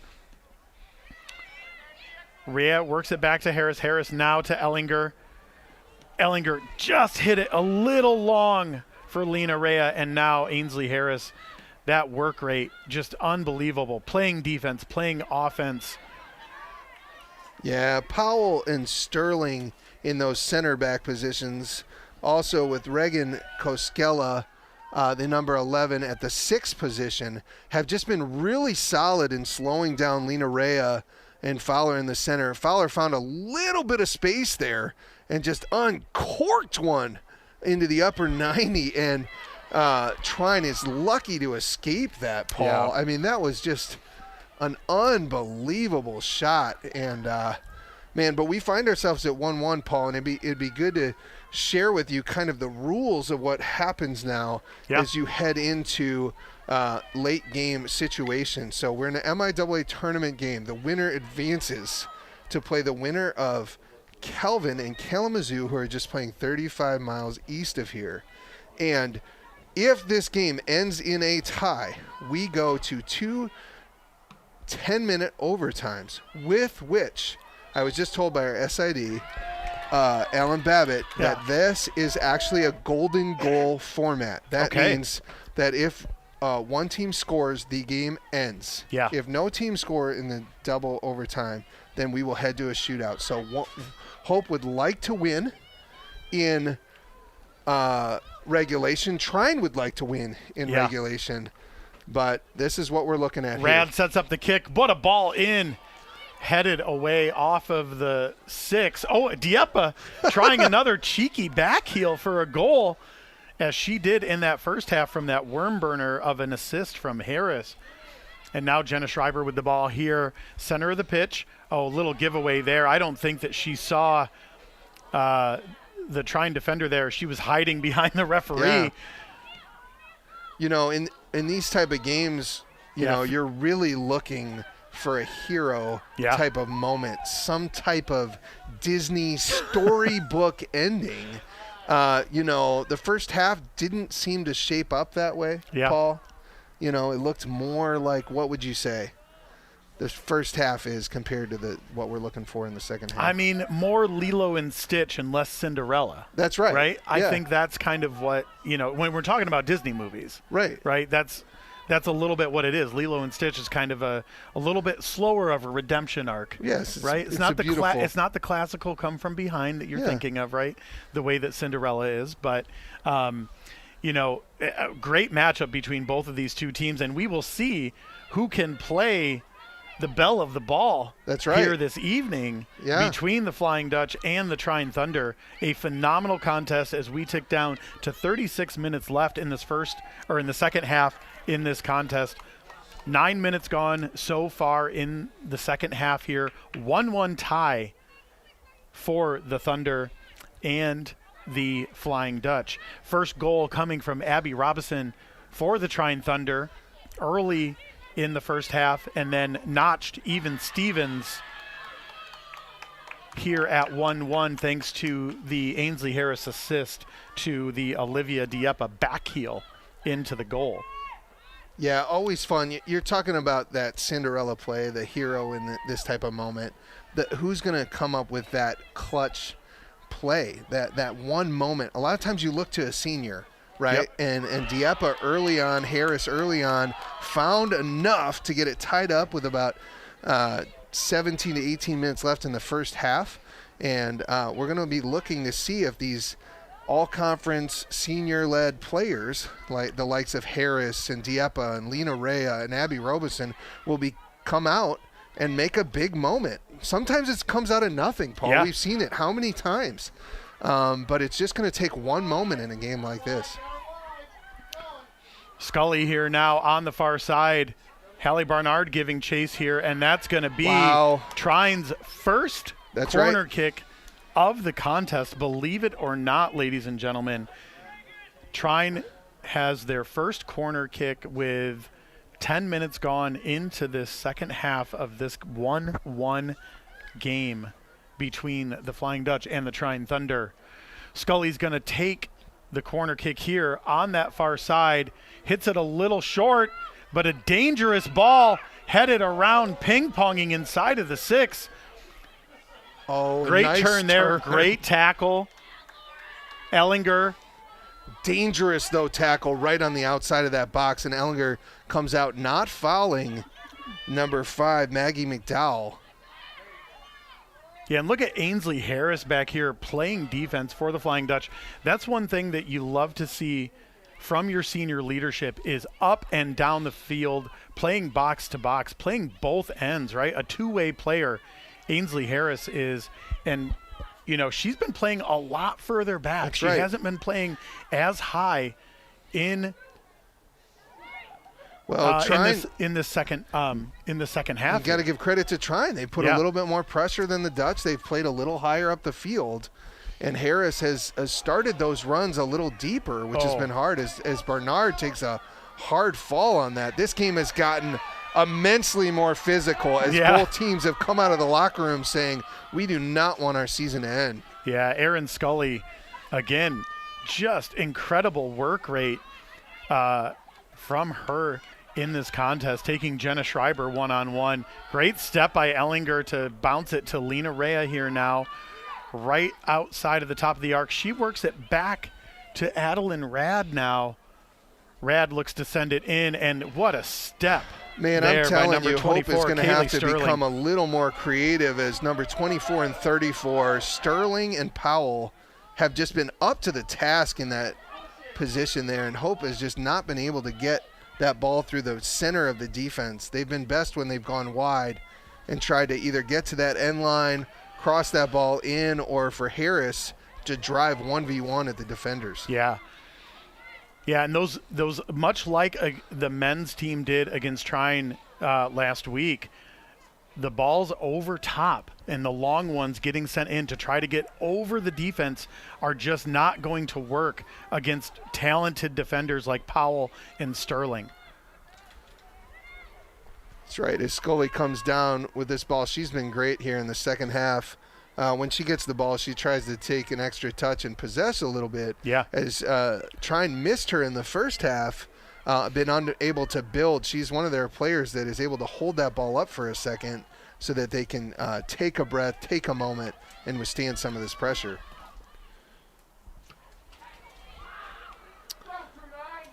McCauley and Robeson again. This is the matchup in the first half. Robeson got the better of. Oh, that's two heads colliding. Oh, yeah, and the referee's going to call for a stoppage here. Yeah, and it's just, you know, McCauley going up and Robeson is down here. Center official calling for the athletic trainers to come out and take a look at Robeson here as she's down on the pitch. Just not really kind of on her hands and her knees there. Yeah, and it's tough. Her and McCauley just collided heads. It's kind of a bang-bang play. They're both going up for the ball. Nothing malicious, of course. McCauley just right behind and then trying to head it past her, trying to get over top, and they just collided heads in probably the worst way possible. That's right, because you got the soft part of the head versus the hard part of Megan McCauley's head, which is tough there. We have a great training staff here at Hope College, though, and Trine does as well. All of our athletes and student athletes here in the MIAA are cared for by staff that really take care of the physical and mental health of our athletes. As Robeson comes off shaking her head She'll have to go through a little bit of a check and a concussion protocol before Yeah. she comes back into this game. But she has to come off the field at this point, and we'll see. She is one of the Trine Thunder's most dangerous players, so this could have an impact here in the second half. Yeah, you're absolutely right about that. Robeson coming off the pitch here, walking slowly, kind of wiping the sweat off of her face, looking a little worse for wear, but she's going to get checked out, go through the concussion protocol here, kind of see what happens. You hate to see that happen in a game like this where it's been pretty even down the way. Right. And there's just been an unfortunate collision that one player takes the worst of, unfortunately. But we're going to reset here. It looks like probably a drop ball, I'm guessing. Heidi Berkey coming in for Ainsley Harris here, and it looks like... Yeah, I think the number... I don't know if they made a sub, actually. It looked like Gassaway was going to come in for a second. No, they're going to put Robeson right back in. They're playing down a player right now, and as soon as play restarts, they'll be able to put her back in when that fourth official allows. You can see her standing there, and then she sprints right back in. I am actually a little bit shocked by that with the way she was walking off the field, but they got a check in, and she's back on. Yeah. Oh, great hustle play here from Ellinger. Loses possession here. Fowler plays it smartly out to Hallie Barnard on that far side here. Ooh, look at that pace. Oh, Hallie Barnard, the speedster. Unbelievable pace down the side here. And that's going to be a corner kick for the Flying Dutch. That is a X factor. Quintessential Hallie Barnard right there. Absolutely. We joke about it on the live stream a lot, but and we've got Joanna Namel coming into the game now. But we joke about it a little bit on the call that last year, Hallie Barnard wore bright pink cleats. That's right. And it was very easy to spot her going down the pitch, right?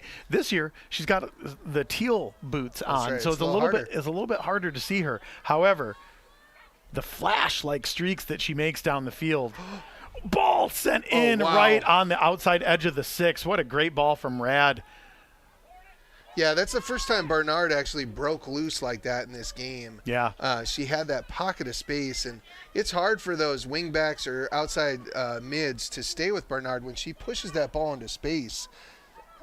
I'm not sure there's many players in the MIAA that can keep up with her. I haven't seen one yet this season. No, I think the only team that was really able to shut her down earlier on in the season was the University of Chicago out here, and they had an outside back who was just an absolute monster in the speed department. So now another chance for Hope College here to go up on the Thunder here as Adeline Rad takes another corner kick.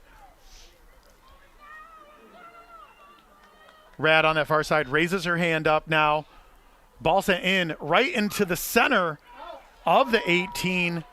Won by Trine here. Fowler with it now. Leaves it for Namel. Namel to Schreiber now. Schreiber looks for Adeline Rad here. Rad with the left-footed cross over to Dieppe. Man.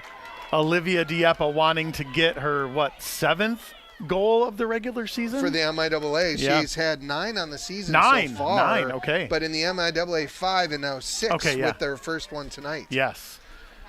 Yeah, and Adeline Rad, we mentioned, is 1 assist away from tying the all-time season record for Hope College in assists. She is tied right now with no other than Lindsay Odell Inglesmith. Oh, baby. Who's associate AD. Yeah, up in the booth here with us for the first time in the game. Wow. She gives us the thumbs up from across the press box. Trine looking to send it long now. Schreiber heads that one down. Robeson, just incredible work rate from her. Oh, Dieppe with a rare miss here, and now she's going to have to give chase. Finds Berkey here on the near touch. Berkey gives that away now, and great little find there to Lagerber. Now looking for Fowler here. Adeline Rad on the assist. Oh, excuse me, Ligaber. Thank you.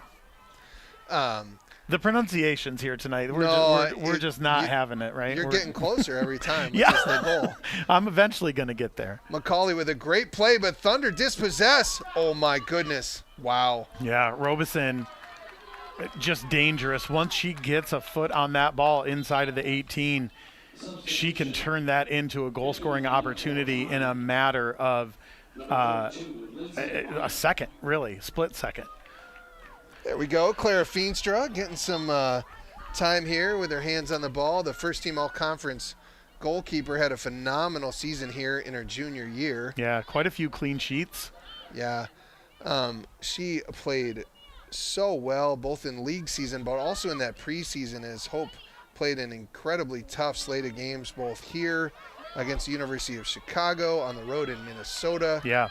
It was a very, very tough season, which set them up for really well for conference play.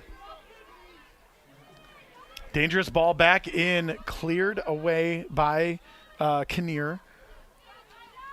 Rad with the ball now, works it out to Dieppe. You know, we have not seen Dieppe get much involved in the offense outside of the corner kicks in this second half here. Really, you know, she's an outside wing-back defender that plays like an attacking mid. So it's fascinating. Your two leading assists and goal scorers on the season are your outside backs. And so they really just swing that ball back and forth and then ping that ball in across the box. Yeah. And if Dieppe can have that one moment in this game, it's going to be huge, Paul. Barnard here driving. Ellinger now leaves it for Barnard, who came all the way across the field here, looking to change the rate of play. Oh, great. She's been so good back there. Well scouted back there by Kaylee Sterling, the sophomore out of Prior Lake, Minnesota. Oh, great hustle play from Berkey. And now Schreiber with it. Robeson giving chase, and Schreiber's going to work it back to Mia Hesley, who's going to cross it all the way to Adeline Rad on that far side. 25 minutes left in this MIAA semifinal match. Namel with a little bit of a heavy touch there. And we've Scully's got, down. Scully's down here now. That's going to be that challenge where Namel went in and collided with Scully. You could just kind of see her like just pause for a minute and try to gather herself a little bit and said, nope, I can't do it. She's braving her way through this game. Just a phenomenal player. We'll see if Trine looks to get her a sub, as she's not at 100%, obviously. Yeah, she took a sub pretty early on in the first half after taking 2 hard bumps like we talked about earlier. Now Namel with the ball. Oh, what a tackle there by Sterling. You can't say enough good things about those 2 center backs for Trine right now. They're keeping them in this game. I got to be honest, and it's just been phenomenal to watch their defense. And as your defense plays well, you gain confidence throughout the game, right? And so if you're able to shut down Hope despite their 6 or 7 corner kicks, then you gain confidence. Oh, what a touch! Oh, and a miss hit. Man, Joanna Namel with the no-look heel to Lauren Ellinger, just unable to make that work for the Flying Dutch. Claudia Folkert coming in for Hallie Barnard now. We're going to see the likes of Lena Rea, Hallie Barnard, Ainsley Harris get back into the game here. That's before time ticks down. Erin Scully also taking a much deserved and needed rest on the bench here for the Trine Thunder. She's subbed out by number 12, Samantha Sanderlin, the junior from New Haven, Indiana. As Lygaber with a nice little touch, but then she's dispossessed, and Hope's coming the other way. Again, but through the middle, it's just not working. It's not going to work. Those center backs are way too talented for Trine. Dieppe now with the ball. Fowler with the turn, and now leaves it wide for Rad here on the outside. Adeline looking to launch that ball in. Oh. Dangerous. Man, really there's dangerous something there. about the trajectory of her crosses that is just very hard for defenders to handle. Yeah. The right amount of pace and lift underneath that ball just makes it so that defenders are unable to really settle it well. Reminds me a lot of what Jenna Mustafa was able to do a couple of years ago for the Flying Dutch in that center back position. A phenomenal player who had the ability to boot the ball a country mile. Madison Kinnear scooping that one up pretty easily. Big boot down the field now, past the center line here. A little bit of a miss hit from Ellinger. Ellinger going up for that one, and Grace Fowler all over the field tonight. She's been phenomenal. Second team all MIAA this season. Has just had a high work rate. You've seen her defensively. You've seen her up making runs, trying to cross the ball. You've seen her challenging defensively, 1v1 on Robeson on the sideline. So give your props to the senior, Grace Fowler. She is having a heck of a game tonight. Yeah, and I mean, playing the full time. That's right. Not taking a break on the bench whatsoever. Joanna Namel. Leaves it just a little short. Yeah, and that ball is cleared by Abby Scheel, and Hope will possess. 21 minutes left in this game, Paul. Like we talked about, we're looking for someone to have that clutch big moment to break the tie, to break the deadlock. See if it'll come off a set piece or a corner kick. That one will just come out for a goal kick. But Trine is hanging in there as Hope has had the run of play, but their defense has just been phenomenal, and they're looking to have that one break like they did in the first half and get the upset here. Yeah. And Hope is looking to secure that 2 seed and be able to potentially host. Now, if they win and Calvin loses, they would host the MIAA final. Trine would have to play both games on the road here tonight, and no matter if they win or lose, unless Kalamazoo also upsets Calvin, but that would be a really tough situation. It could happen, though. Yeah, it could happen. And, the Trine Thunder, wow. Jenna Schreiber, good from 60, as they say around here. My coach in high school used to say, Fantasy Island right there.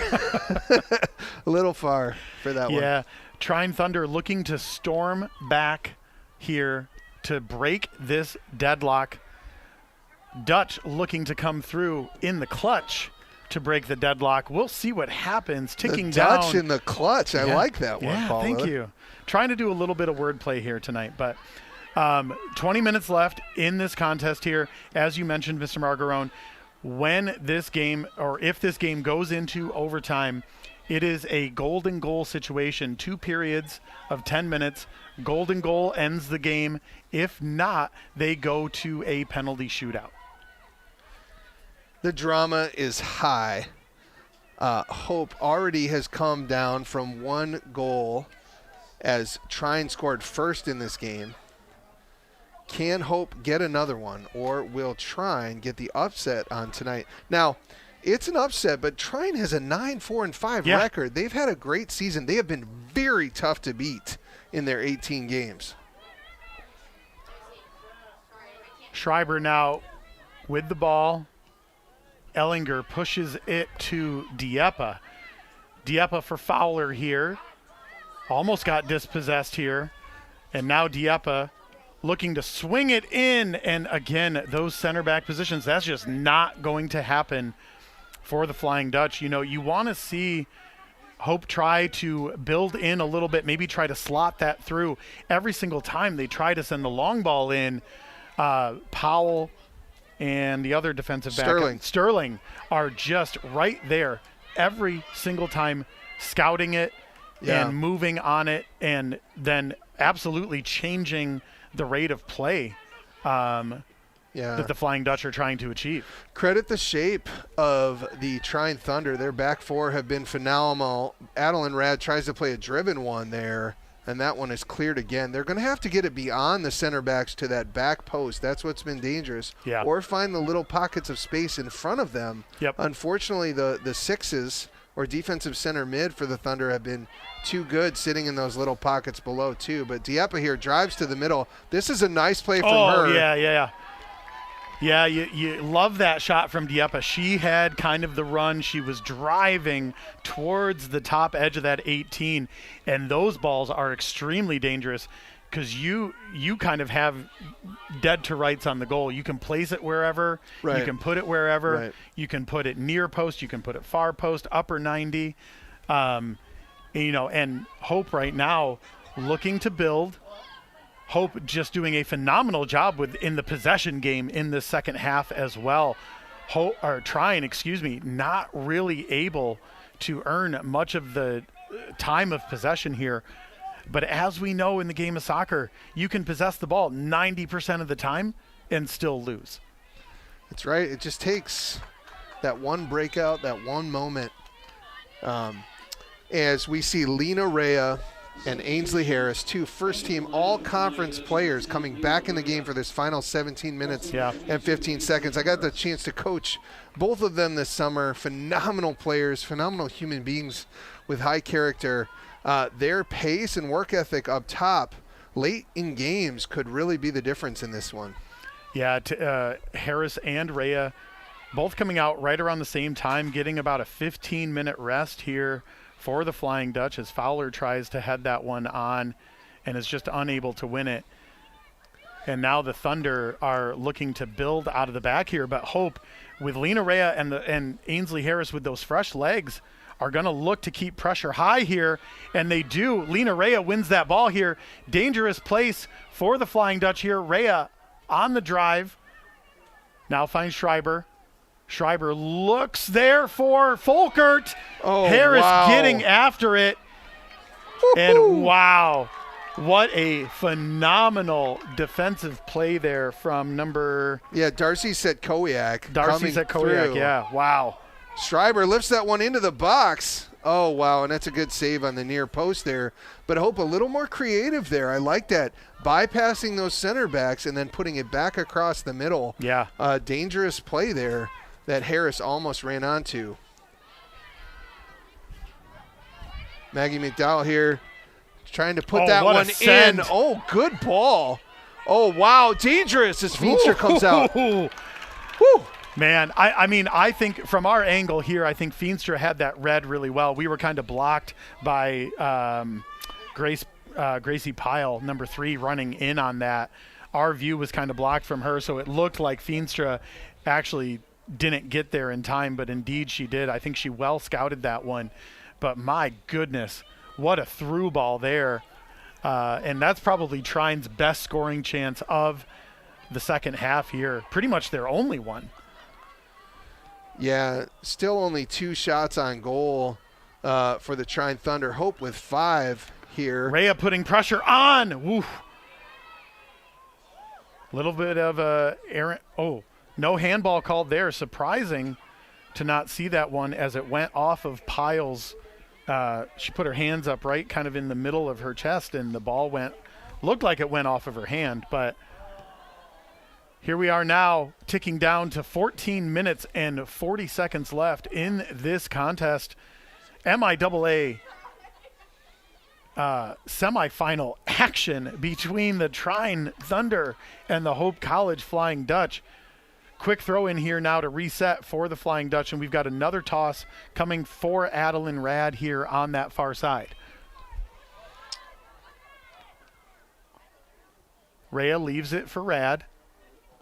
Left foot swinger, Harris on the header, and that's going to be scooped up easily by Madison Kinnear, the goalkeeper for the Trine Thunder. Little score update here for other MIAA action, semifinal action happening right now. Calvin University up 1-0 on Kalamazoo College. But as Hope fans know, Kalamazoo is a tough, tough team. Played us to a 3-2 game, down a player for nearly the whole game. Yeah, and it's going to take. Oh, wow. What a slide from Lena. Unable to win possession there. Smart slide from her, though. Well tackled. Harris now. Wow. Oh, Ainsley able to win that one, but it just falls to the feet of the Trine defender at that center position. Robeson now going against McCauley here. Schreiber stepping in.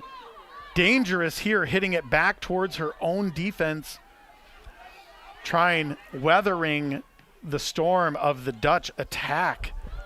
Lena Rea now challenging for it here in the middle. Lauren Ellinger with the ball. Calmly plays it down to Grace Fowler here. Fowler looking to possess and turn as Hope looks to reset their offense. Yeah, with 12 minutes and 50 seconds left, this has been a sloppy second half a little bit. A lot played in the midfield as no team has been able to break out, Paul. Dangerous ball here from Hesley. And McCauley can't do anything except clear it off of that far touchline. And now we've got substitutions coming into the contest here. Yeah, Scully back in the game. Yeah. Weathering through that injury. Lygaber back in the game as well. And Denham back in the game. And then Hallie Bernard. So the starters back in the game for this last 12 and a half minutes of this MIAA matchup. Once again, if this game stays 1-1, we will head into 2 10-minute overtime periods and a golden goal situation here in the semifinal. Both teams hoping that it doesn't get to that, though. Yeah, sure. Paul. You're absolutely. Tough tackle. Yeah. Didn't look dirty, just looked like a physical play, got caught up, but Hope will like the fact that they got a set piece here, right on the anchor, and we will see. Yeah, Koskela coming right through the back of Lena Rea there.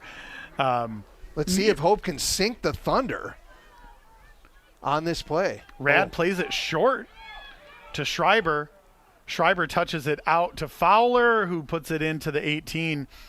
Nothing doing for the Flying Dutch, but that's going to be a throw-in here for the Flying Dutch. Fowler hands it off to Hallie Barnard, who's going to look to put a long toss into the 18. What a throw from Barnard. Nothing comes easy in the MIAA here, Paul. And that ball's just going to run like that on this pitch. Grace Fowler unable to beat her opponent one-on-one on the far side of the 18 there. Ticking down to 11 minutes left in the contest, Mr. Margarone. Tie game here. Goal early on in the first half from Robeson for the Thunder, and then another goal from Dieppe, assisted by Ainsley Harris for the Flying Dutch in the first half as well. Speaking of Ainsley Harris, ball now on this near touchline for her. She's double teamed now here, and that's going to be a corner kick. Here we go, Paul. Here we Flying go. Dutch. And this is what Hope wants. This is what Hope wants, especially on this left side. Adeline Rad coming in as a right-footed kicker, coming all the way across the field to this left side here. I mean, she can put it anywhere she wants from this position, right? Looking for Dieppe's head, Harris and Schreiber up at the top of the box. We shall see what's about to happen. Sends it long.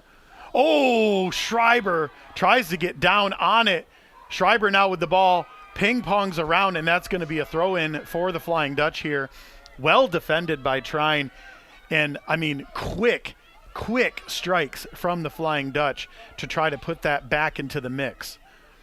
Yeah, a great heads-up play there by the Dutch, and even better defense by the Thunder as they have cleared the ball off the line multiple times. The ball hit the V by a shot by Grace Fowler earlier in the game, that upper 90 left corner, and Trine is just escaping right now from the Dutch, and they're going to look to get one here and try and steal one on the road. Yeah, and they are keeping the pressure high. Both teams right now really on high alert for what each other are trying to do. Hope with the better spell of possession, like we've talked about throughout this second half, really.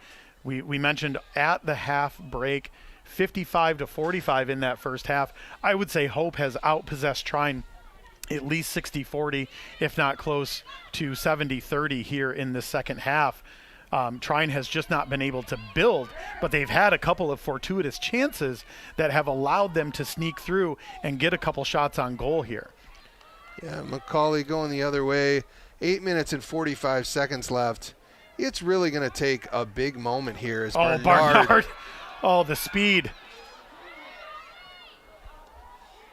I cannot say enough about the center backs for the Thunder. Sterling and Powell. Yeah, just phenomenal. And they've played the full game. Yeah. As a defender myself, you got to give your props, tip your hat, whatever you want to say.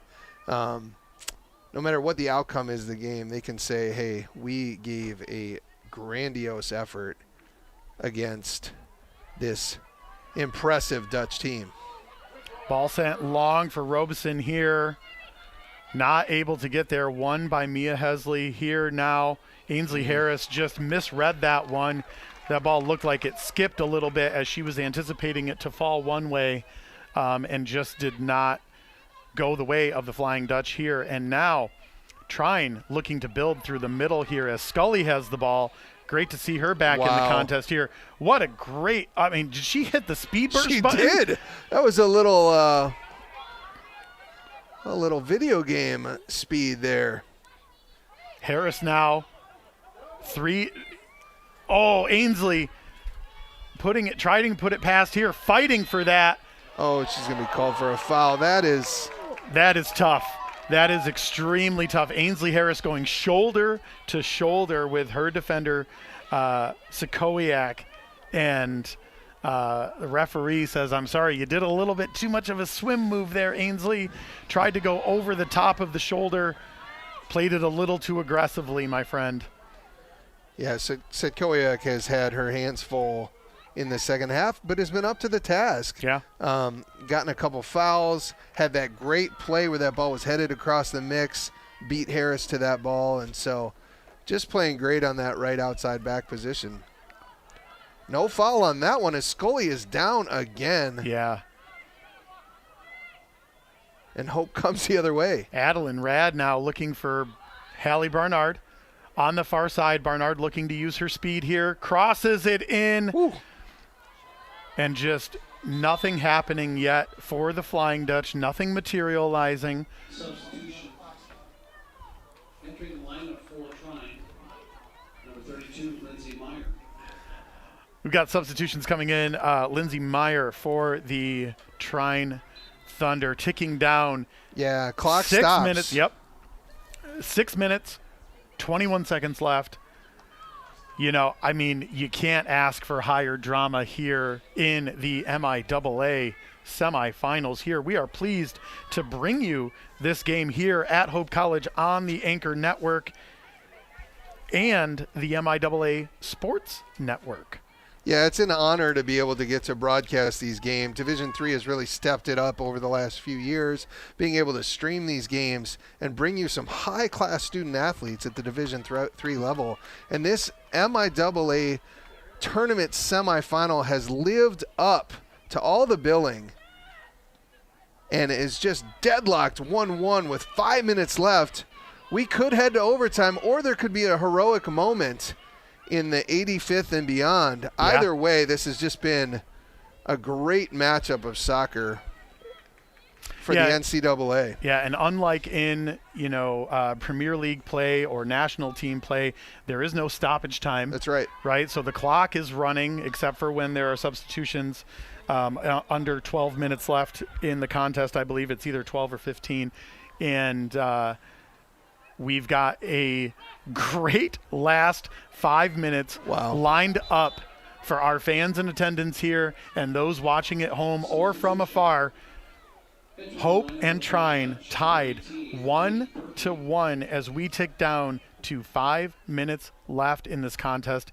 Hallie Barnard coming off of the field now, getting a much-needed rest, and we've got Heidi Berkey coming in for her on that far side here. So speedster replaces a speedster for the Flying Dutch, and there's a little bit of a collision on that far side. It's going to be a throw-in for the Trine Thunder, ticking down to 4 minutes and 50 seconds left in the contest. Here we go. No matter what happens from this moment on, both teams can be proud of the effort they've given. But there is a lot of drama left to go here, Paul. Yeah, you're absolutely right about that. Ainsley Harris sends it long for Lena Ray. You can just feel the tension building. Yeah, you really can. You can start to feel the pressure mounting. A little bit of a powder keg situation here.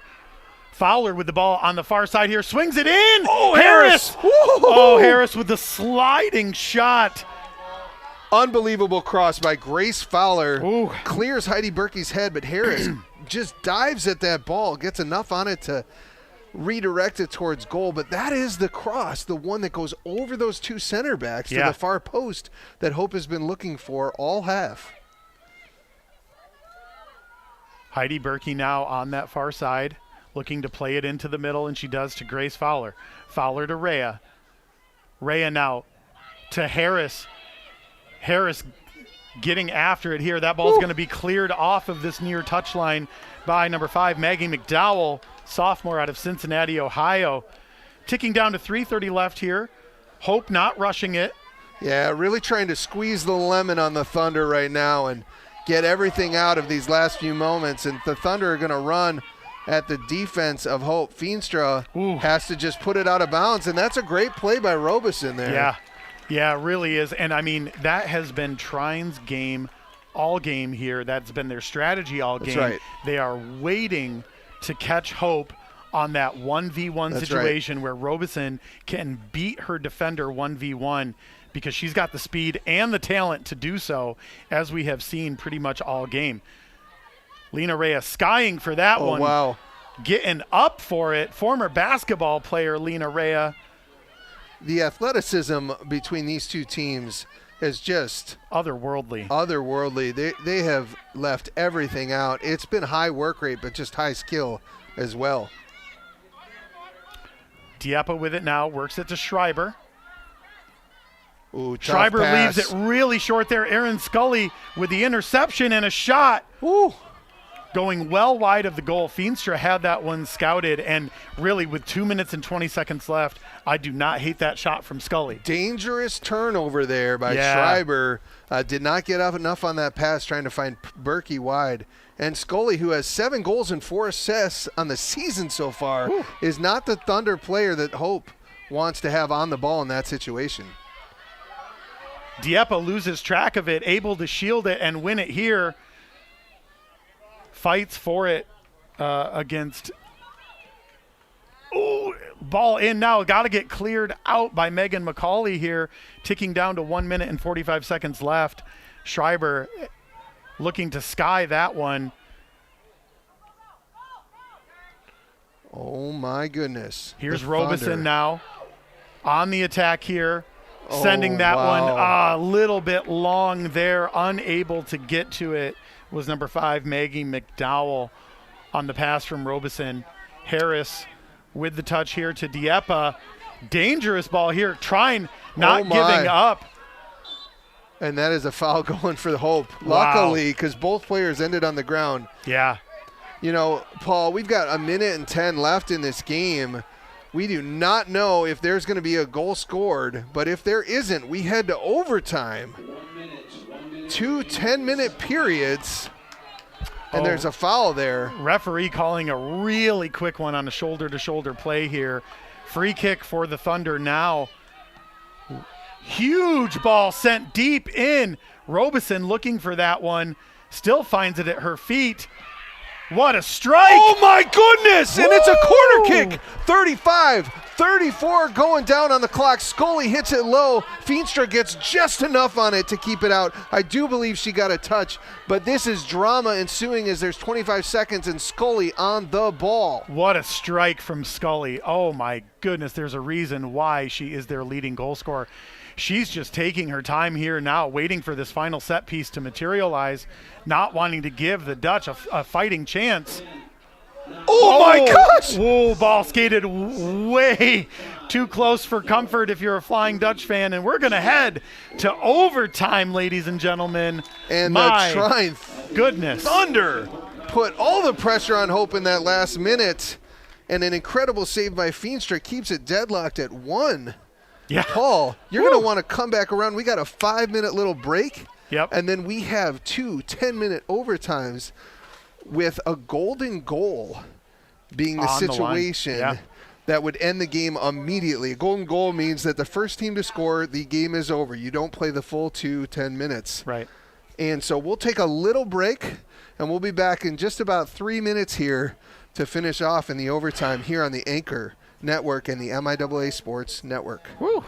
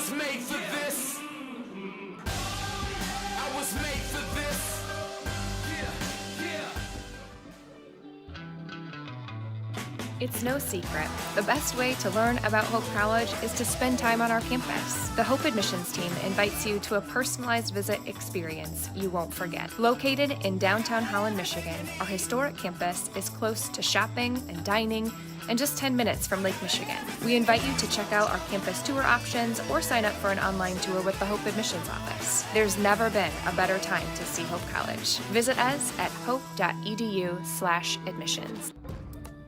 Sports, like healthcare, requires commitment, teamwork, and excellence. That's why Hope College selected Holland Hospital and Shoreline Orthopedics to provide athletic training and physical therapy for all Hope College athletes. Get the care you deserve. Trust the team that exceeds expectations. The Holland Hospital and Shoreline Orthopedics Sports Medicine Collaborative. Back here at Van Andel Soccer Stadium on the Anchor Network and the MIAA Sports Network. My name is Paul Willard. I am alongside my buddy in the broadcast booth, the crooning chaplain of Hope College, Mr. Matt Margarone. Talk to the people, Matthew. What a game we have had. 2 first-half goals and a stalemate in the second half have led to a 1-1 tie entering in. Both teams hitting the post in the second half. Yeah. None being able to finally get that ball into the back of the net.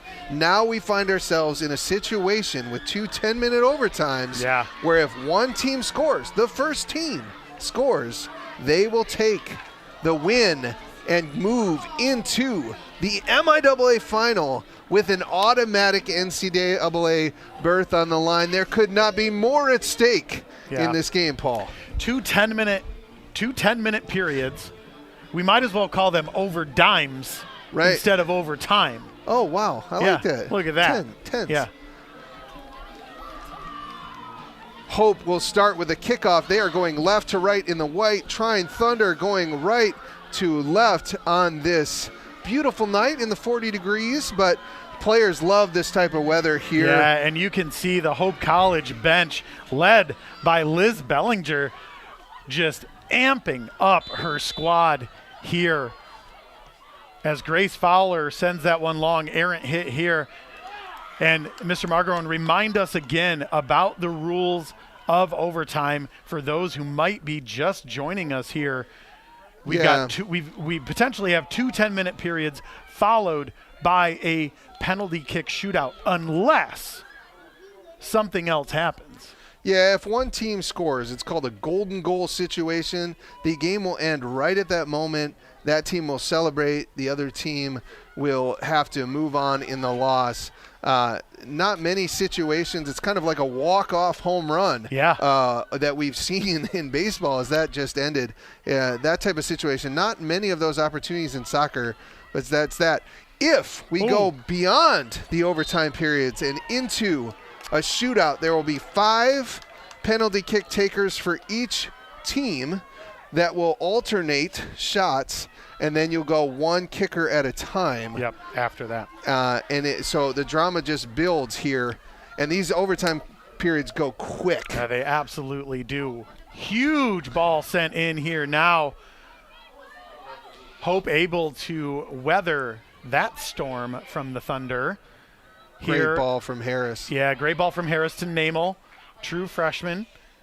Big moment for her in this huge game here. Yeah, Harris now with the ball to Ellinger.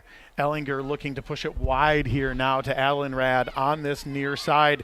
Rad leaves it a little short, but Hallie Barnard able to get to that one. Leaves it for Schreiber here. Schreiber felt the pressure. Great turn from her. Oh, what a find to Namel. And Hallie Bernard not getting all of that one. A little left-footed strike there, easily scooped up by the Trine goalkeeper, Madison Kinnear. I think Hallie had a little bit more time. Those kicks. Both teams moving into the tournament will have practiced their penalty kicks. They'll have their top 5, even top 8 players, and you'll want to have those players into the game. And, you know, it's curious which team would feel like they would have the advantage. Both goalkeepers have been really great in this game, and we just don't know who the kickers are. We don't have enough information on that, and so anything can happen in a shootout. Oh, Harris with the slide. Ellinger with the shot, and easily scooped up by Kinnear. But so far, both teams just relentless with the pressure on each other here as Ellinger fields this one.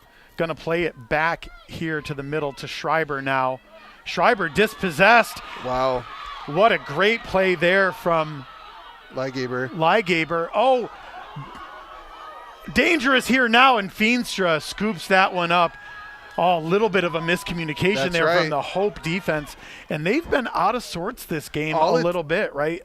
It's been Trine capitalizing on those brief moments where they've been able to skate a ball through, one over the top early on a defensive mistake for Hope that led to Robeson's goal, and just incredible stuff from the Thunder as they're able to take such quick advantage of those opportunities.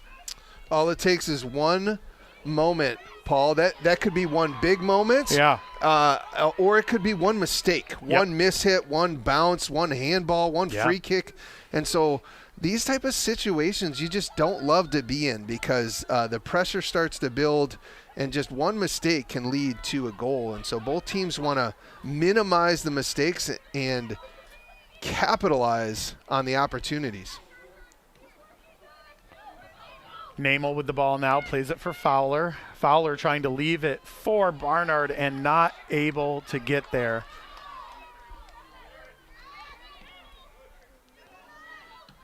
Yeah, you wonder how both teams will just kind of respond to the rising pressure as the game gets closer and closer to the end. And legs are tired, minds are tired at this point. Which team can stay more focused? Scully clears that one away. And now Trine looking to reset here. Macaulay steps into that one, bodies it. And now Dieppe trying to win that as Hesley. That is, wow. That's a lot of confidence. That's the goal scorer, Robeson. Yeah, especially going up against Robeson like that. Oh, here comes Joanna Namel now on that far side. Great tackle. Yeah, we got a foul here. I mean, looked like ball, but then stayed on the ground, and actually took Namel out as she had that ball kind of dead to rights as it was skating towards the end line. And now, dangerous spot here if you're Hope. That's Adeline right. Rad, from this position, I mean, she could curl that into the far corner. She's got a wicked kick, and so this is incredibly dangerous for the Thunder. Rad here setting up for the set piece. Short little ball, dropped in, Fowler. Oh my, over the top. Over Very the similar top. to the goal in the first half, Yeah. where Harris put it down through the middle and Dieppe got enough on it, but Trine was able to clear it out. But that is literally what Hope wants, is that ball on Adeline Rad's foot to cross into the box. They have scored so many goals on that throughout this season, and Trine escape again with that. Ellinger tries to drive down the middle of the field, and now the Thunder are coming the other way. Oh, Schreiber with a great defensive stand there for the Flying Dutch. Harris now with the ball on the outside. She's going to get double teamed here on that far edge. Ainsley unable to keep it. That ball stays in bounds. Wow. Great play from the Thunder wingback position there. Fowler trying to step in. Does enough to disrupt that pass. Looking wide here. Schreiber to Hallie Barnard. Oh! Yeah, that's a foul there on Scully, running through the body of Hallie Barnard after she had her beat, looking to cross that ball in, and Scully just getting way too much of the body on Bernard there. Yeah, just not a smart play by Scully there, who's played so well this game.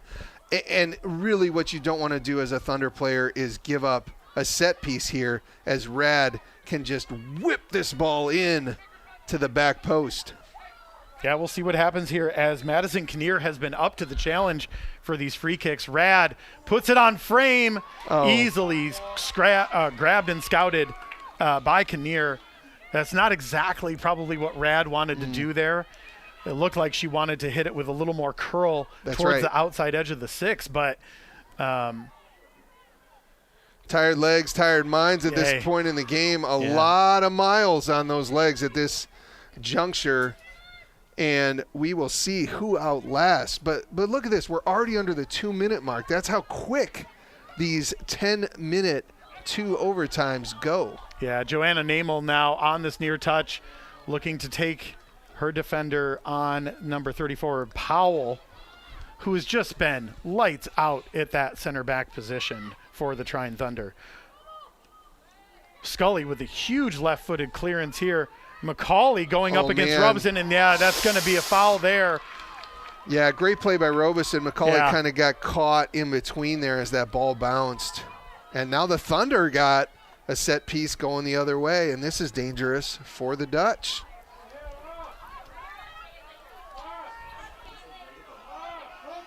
One minute remaining in the first overtime. The Trine faithful in our stands here shouting for them to move the ball up, as the foul actually occurred more on the other side of the midline here. Right, and that ball didn't end up at the 18 because of it, and so the fans are actually right on that moment. Yeah. The Thunder took it a little too deeper, but they still have it and are going the other way. Oh my, Robeson double teamed. Looking to turn on it, blocked there. Dangerous here now, and Barnard giving chase here. Oh, that did not go over the end line. They were looking for a corner. Yeah, Scully here with a quick toss now for the Thunder. Ball outside of the top of the edge of the 18 here now. Oh my, a dangerous tackle inside the box by Fowler. Leigeberg went down, Paul. But we go into the second double overtime, and we will switch right away here, just 2 minutes in between. Yeah. So we will stay here. And Paul, unbelievable end to that first overtime as Leigeber got into the box, cut it back to her right, and looked to shoot the ball, and Fowler came in on a slide, and there was no foul. A little bit of a dangerous one there, yeah. Man, Paul, 10 minutes left for these two teams. For some of these seniors, this will be their last time playing Collegiate Soccer. Nobody wants to lose here in this semifinal matchup, and both teams with a ton of pride coming from two incredible MIAA schools. Trine Thunder, as we said earlier, have an incredible athletic department. They have produced multiple national championships, both for their men's basketball team as well as their softball team. Their women's basketball team made the Final Four just a few years ago, so a lot of pride with that athletic department. And here for the Hope College Flying Dutch, they also have some national championships in the mix over the last few years, and their women's soccer team looking to find an MIAA championship berth and an NCAA berth as well as the 2 seed here tonight. Yeah, both of these programs, I mean, incredibly storied institutions. Right. Wonderfully talented women on the pitch, wonderfully talented men for their men's teams. We saw the Trine Thunder go down to Hope men's team 3-1 on the foot of Jackson Mindling the other night. Right. What a game. I mean, what an absolute banger of a match. And we've got another one here shaping up. Oh my gosh. 10 minutes left. Golden goal opportunity for someone to break the deadlock. If not, this goes to PKs. That's right. And you cannot ask for higher drama than this tonight. Yeah, and PKs have a lot of strategy. You've seen it whether you've watched the Women's World Cup over the last few years. There's a lot of strategy involved, a lot of mental games that go in, a lot of skill. But at the same time, sometimes it just comes down to a flip of a coin. It's a 50-50 type of proposition. And you know, based on the way his game has gone tonight, either team could have won this game. I would say Hope does not want to get itself into a shootout situation being the higher seed. They want to win this game in regulation. Trine is pushing to see if they can steal one here or get to a shootout. And we will see as this second overtime period begins. Harris with the ball at her feet finds Dieppe, who drives down. These two first-team all-conference players, along with Rhea, have been phenomenal. A lot of seniors on the field for the Flying Dutch. Trine Thunder do not have as many seniors here tonight, but the ones they do have been just phenomenal. Sandra Lynn turns on it. She looks and finds Maggie McDowell. McDowell will play the ball back as Sterling puts the ball big up to Robeson, and McCauley, outside of that first little misstep in the first half, has just been really good marking Robeson all game. Yeah, and you really have to be really good when you're marking Robeson because she is such a talented offensive player.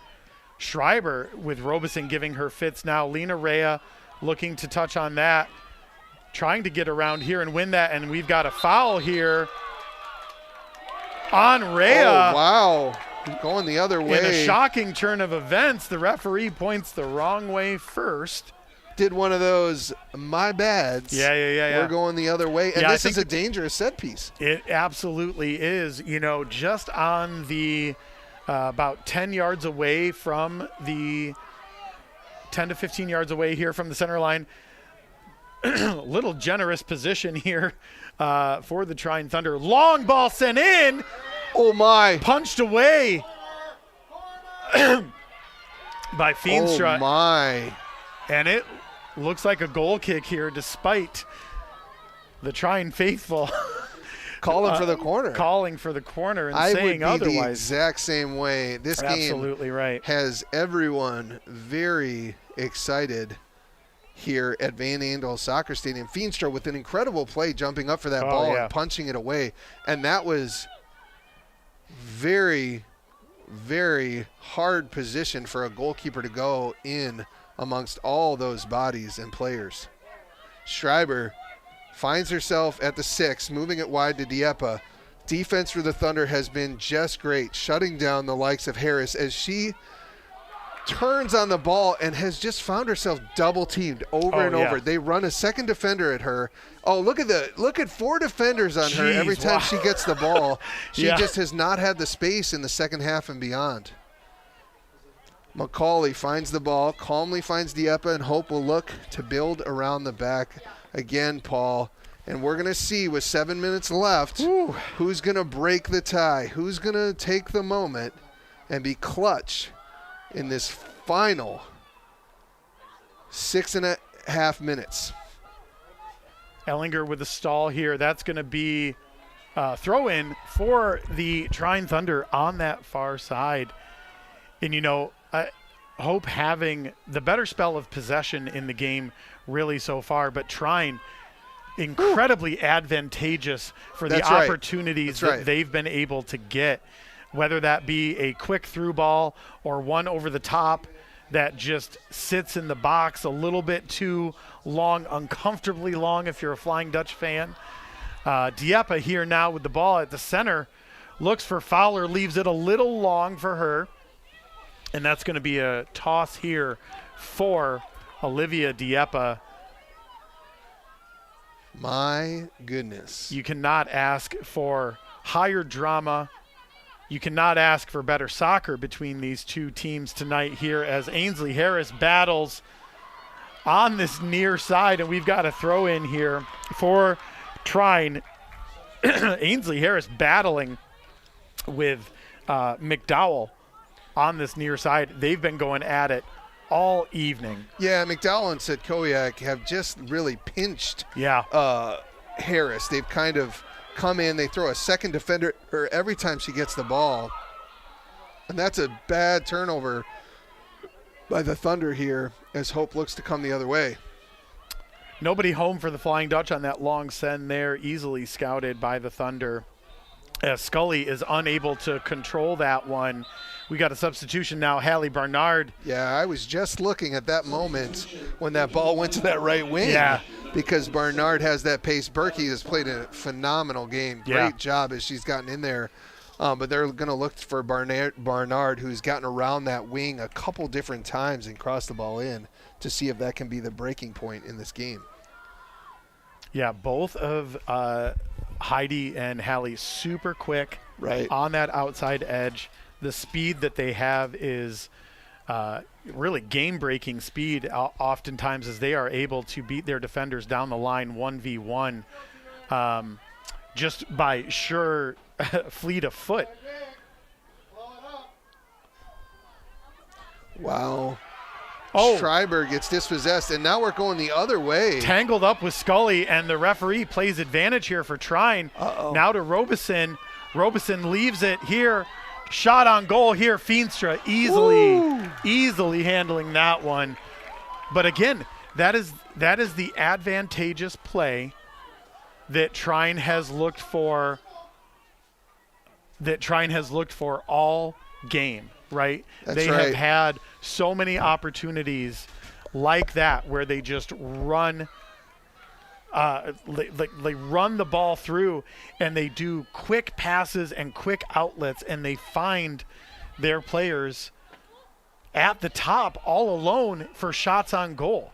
Yeah, unfortunately that one for the Thunder was just a little too far out and a little too central, but Robeson held that ball up and then dropped it off, and Denham was unable to finish that ball. Now Hope comes the other way and looks to possess, trying to get the ball wide. Thunder have been good back and forth. Lena Ray turns on it. Unable to get enough around that ball. But a great settle by her, bringing it down off her chest, down onto inside the 18, and just could not get a clean strike on it as the defender was right in her back. Lygaber coming into the game now for the Thunder, I would imagine to have in there as a penalty kick taker. Right. We've got to start thinking about that. Yeah, ticking down to 3 minutes and 30 seconds left in the contest here. Again, golden goal opportunity ends it here for either squad. 1-1 tie for the Thunder and the Flying Dutch. Lygaber sends it in long here, and Dieppe is going to give chase now. Score update, Mr. Margarone, from the other side of the MIAA semifinals. In the second half, Calvin is up on the Kalamazoo Hornets 3-0. And so unless that score changes, the winner of this game in overtime will most likely advance to play a championship game at Calvin University this Saturday. So if Hope moves on, that'll be a storied rivalry between those two teams. Trine looking to get the upset and say, no, don't forget about us. Yeah. We want to end up at that MIAA championship game as well. And they've had a history of getting to that championship game, both against Hope and other teams in the last few years. Here now, Trine only with 2 players on the other side of the midline, Scully and Robeson. Wow. Now with a third runner on, and Hallie Bernard just with the absolute Barry Allen-like speed here. Oh, wow. Oh, dangerous play as Fowler goes down. That hurts. And she's staying down for a moment, and we're going to pause here with 2 minutes and 2 seconds left. She was at full sprint. Yeah. And that ball got put kind of underneath her foot. Yep. And she went down hard on the turf. This is face first. Cold night. Yeah. She's played nearly the whole game here. Face first on the turf. Fowler going down, and that's going to be a throw in here for the Trine Thunder, ticking down to 2 minutes left. Again, like we talked about, a goal ends it here for either team unless nobody gets one, and we will go to a penalty shootout. And Bernard's off to the races. Oh, Hallie Bernard so quick with that touch, so quick with that speed. Crosses it in and blocked. Woo. Well blocked by the Trine defender. And on a cold night like this, that's got to sting when you catch it on the hamstring.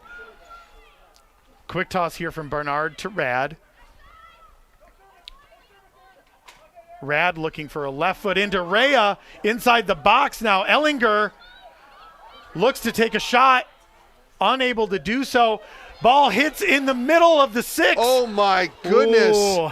Powell. And here comes Dieppe Powell running. and Sterling Jeez, diving goodness. at the ball, Paul. Woo.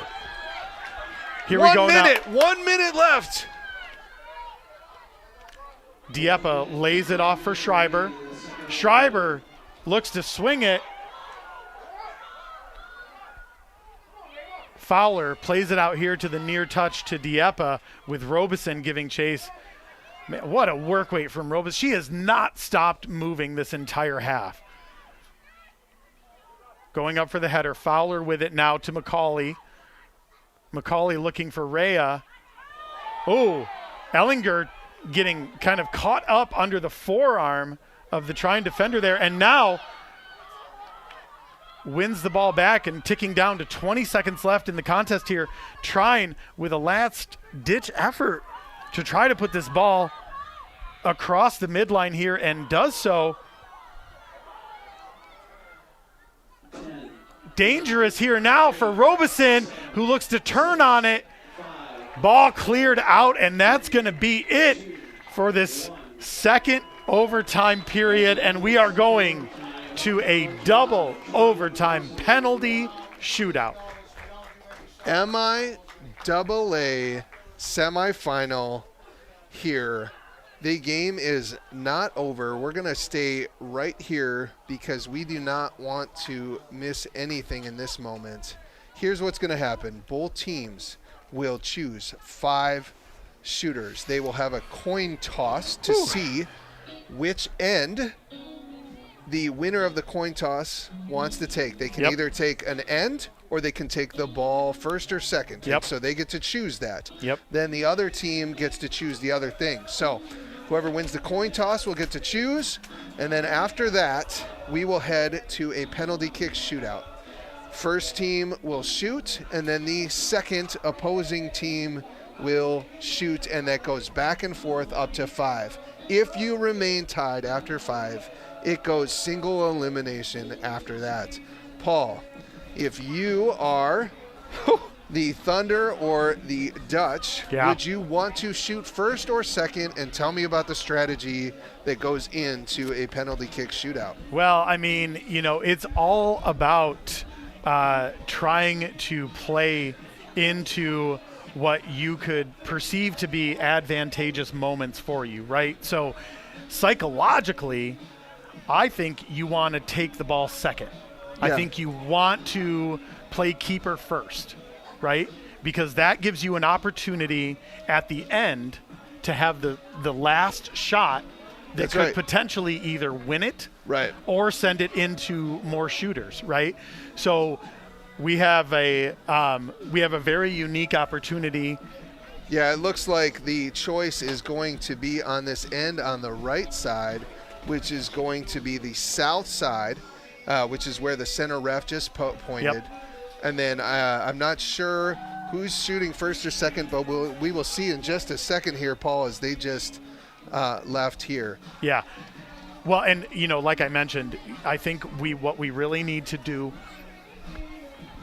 what Hope really wants to do, depending on who gets the ball first, like I said, psychologically, it's probably more advantageous to play keeper first, like we talked about, right? But I also think that there's something to be said about coming out and striking first. Right. And you put the pressure on that second shooter. You put the pressure on the second shooter. You're exactly right about that. So you either do it that first way so that you can be the last to shoot and potentially win it or send it into more shooters, or you put that pressure on that second shooter. And it looks like Feenstra's going to head towards the goal. Trine's going to break their huddle here. Both goalkeepers stay at their end, at the same end. They rotate in and out. We've got the Hope players right outside of the half line. Huddled up. There is nothing more bringing exciting it together, in soccer game than a penalty kick shootout, and also nothing more heartbreaking. Yep. It is such an intense, pressure-filled moment. Yeah. Not only do you have to take a kick, but you have to walk from midfield by yourself. Yeah. all the way up, and the pressure and the fans. And so some players love that added pressure. Yeah. Some players would say that's not their favorite thing to do in the world. But we shall see. You never know. There can be great players that can miss a kick. No matter how many times they've done it in training, that moment can get to you. And we shall see as Trine will kick first. And wouldn't you know it, you've got the center back, Kaylee Sterling, who has had just an amazing game. No, actually, is this the 34? No, this is Kaylee Sterling. Yep, number 24. Yeah, Clara Feenstra between the sticks right now for the Flying Dutch, wearing the red jersey. Sterling approaches. Top bin for her. What a shot from Sterling. 1-0 for the Thunder. Great An hit. Incredible Feenstra strike. just could not get to it. Yeah. It just put in that right pocket where Feenstra wouldn't have been able to get to it. She would have had to have an epic movement on that, as Fowler now is the first kicker for the Flying Dutch.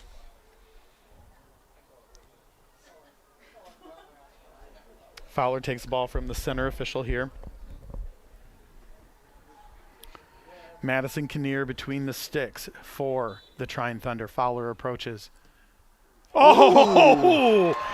Looked like she was going the other way. It did. I got fooled from up here, my friend. My goodness. And just catches Kinnear flat-footed. Yeah, Kinnear even was moving the other way, but kind of got stoned there and just unable to get anything on that. And we are tied 1-1.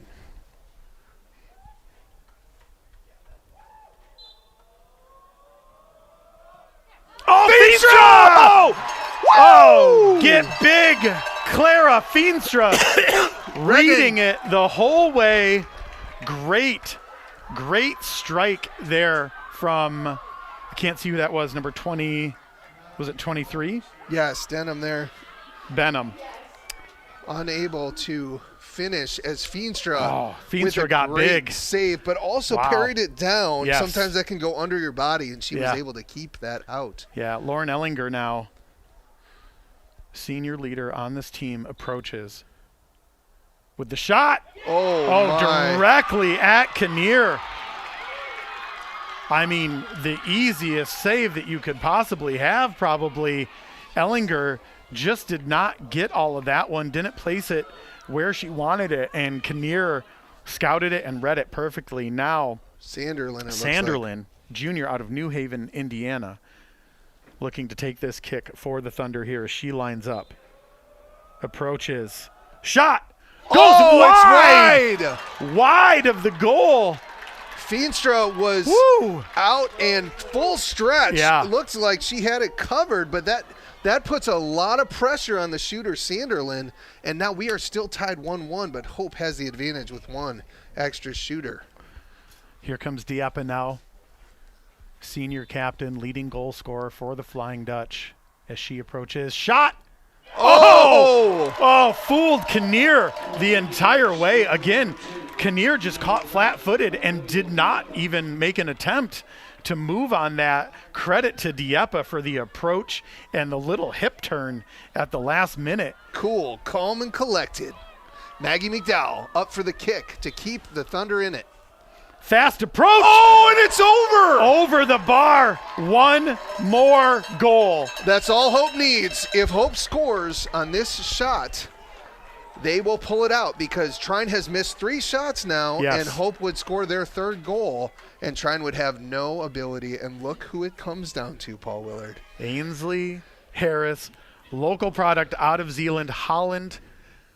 Christian native. Harris on the approach. Oh, in the back of the net! Oh, and Ainsley celebrates at the PK spot, and her team collectively comes to the top of the 18. Woo! The Flying Dutch, Ainsley Harris in the clutch.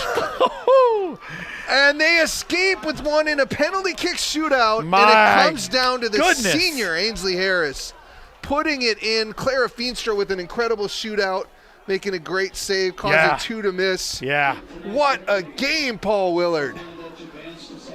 Oh, my goodness. You cannot ask for a better soccer match tonight between the Flying Dutch and the Trine Thunder. Incredible effort from both teams. Massive amount of credit to the Trine Thunder, who came in and gave the Flying Dutch all that they could handle and then some.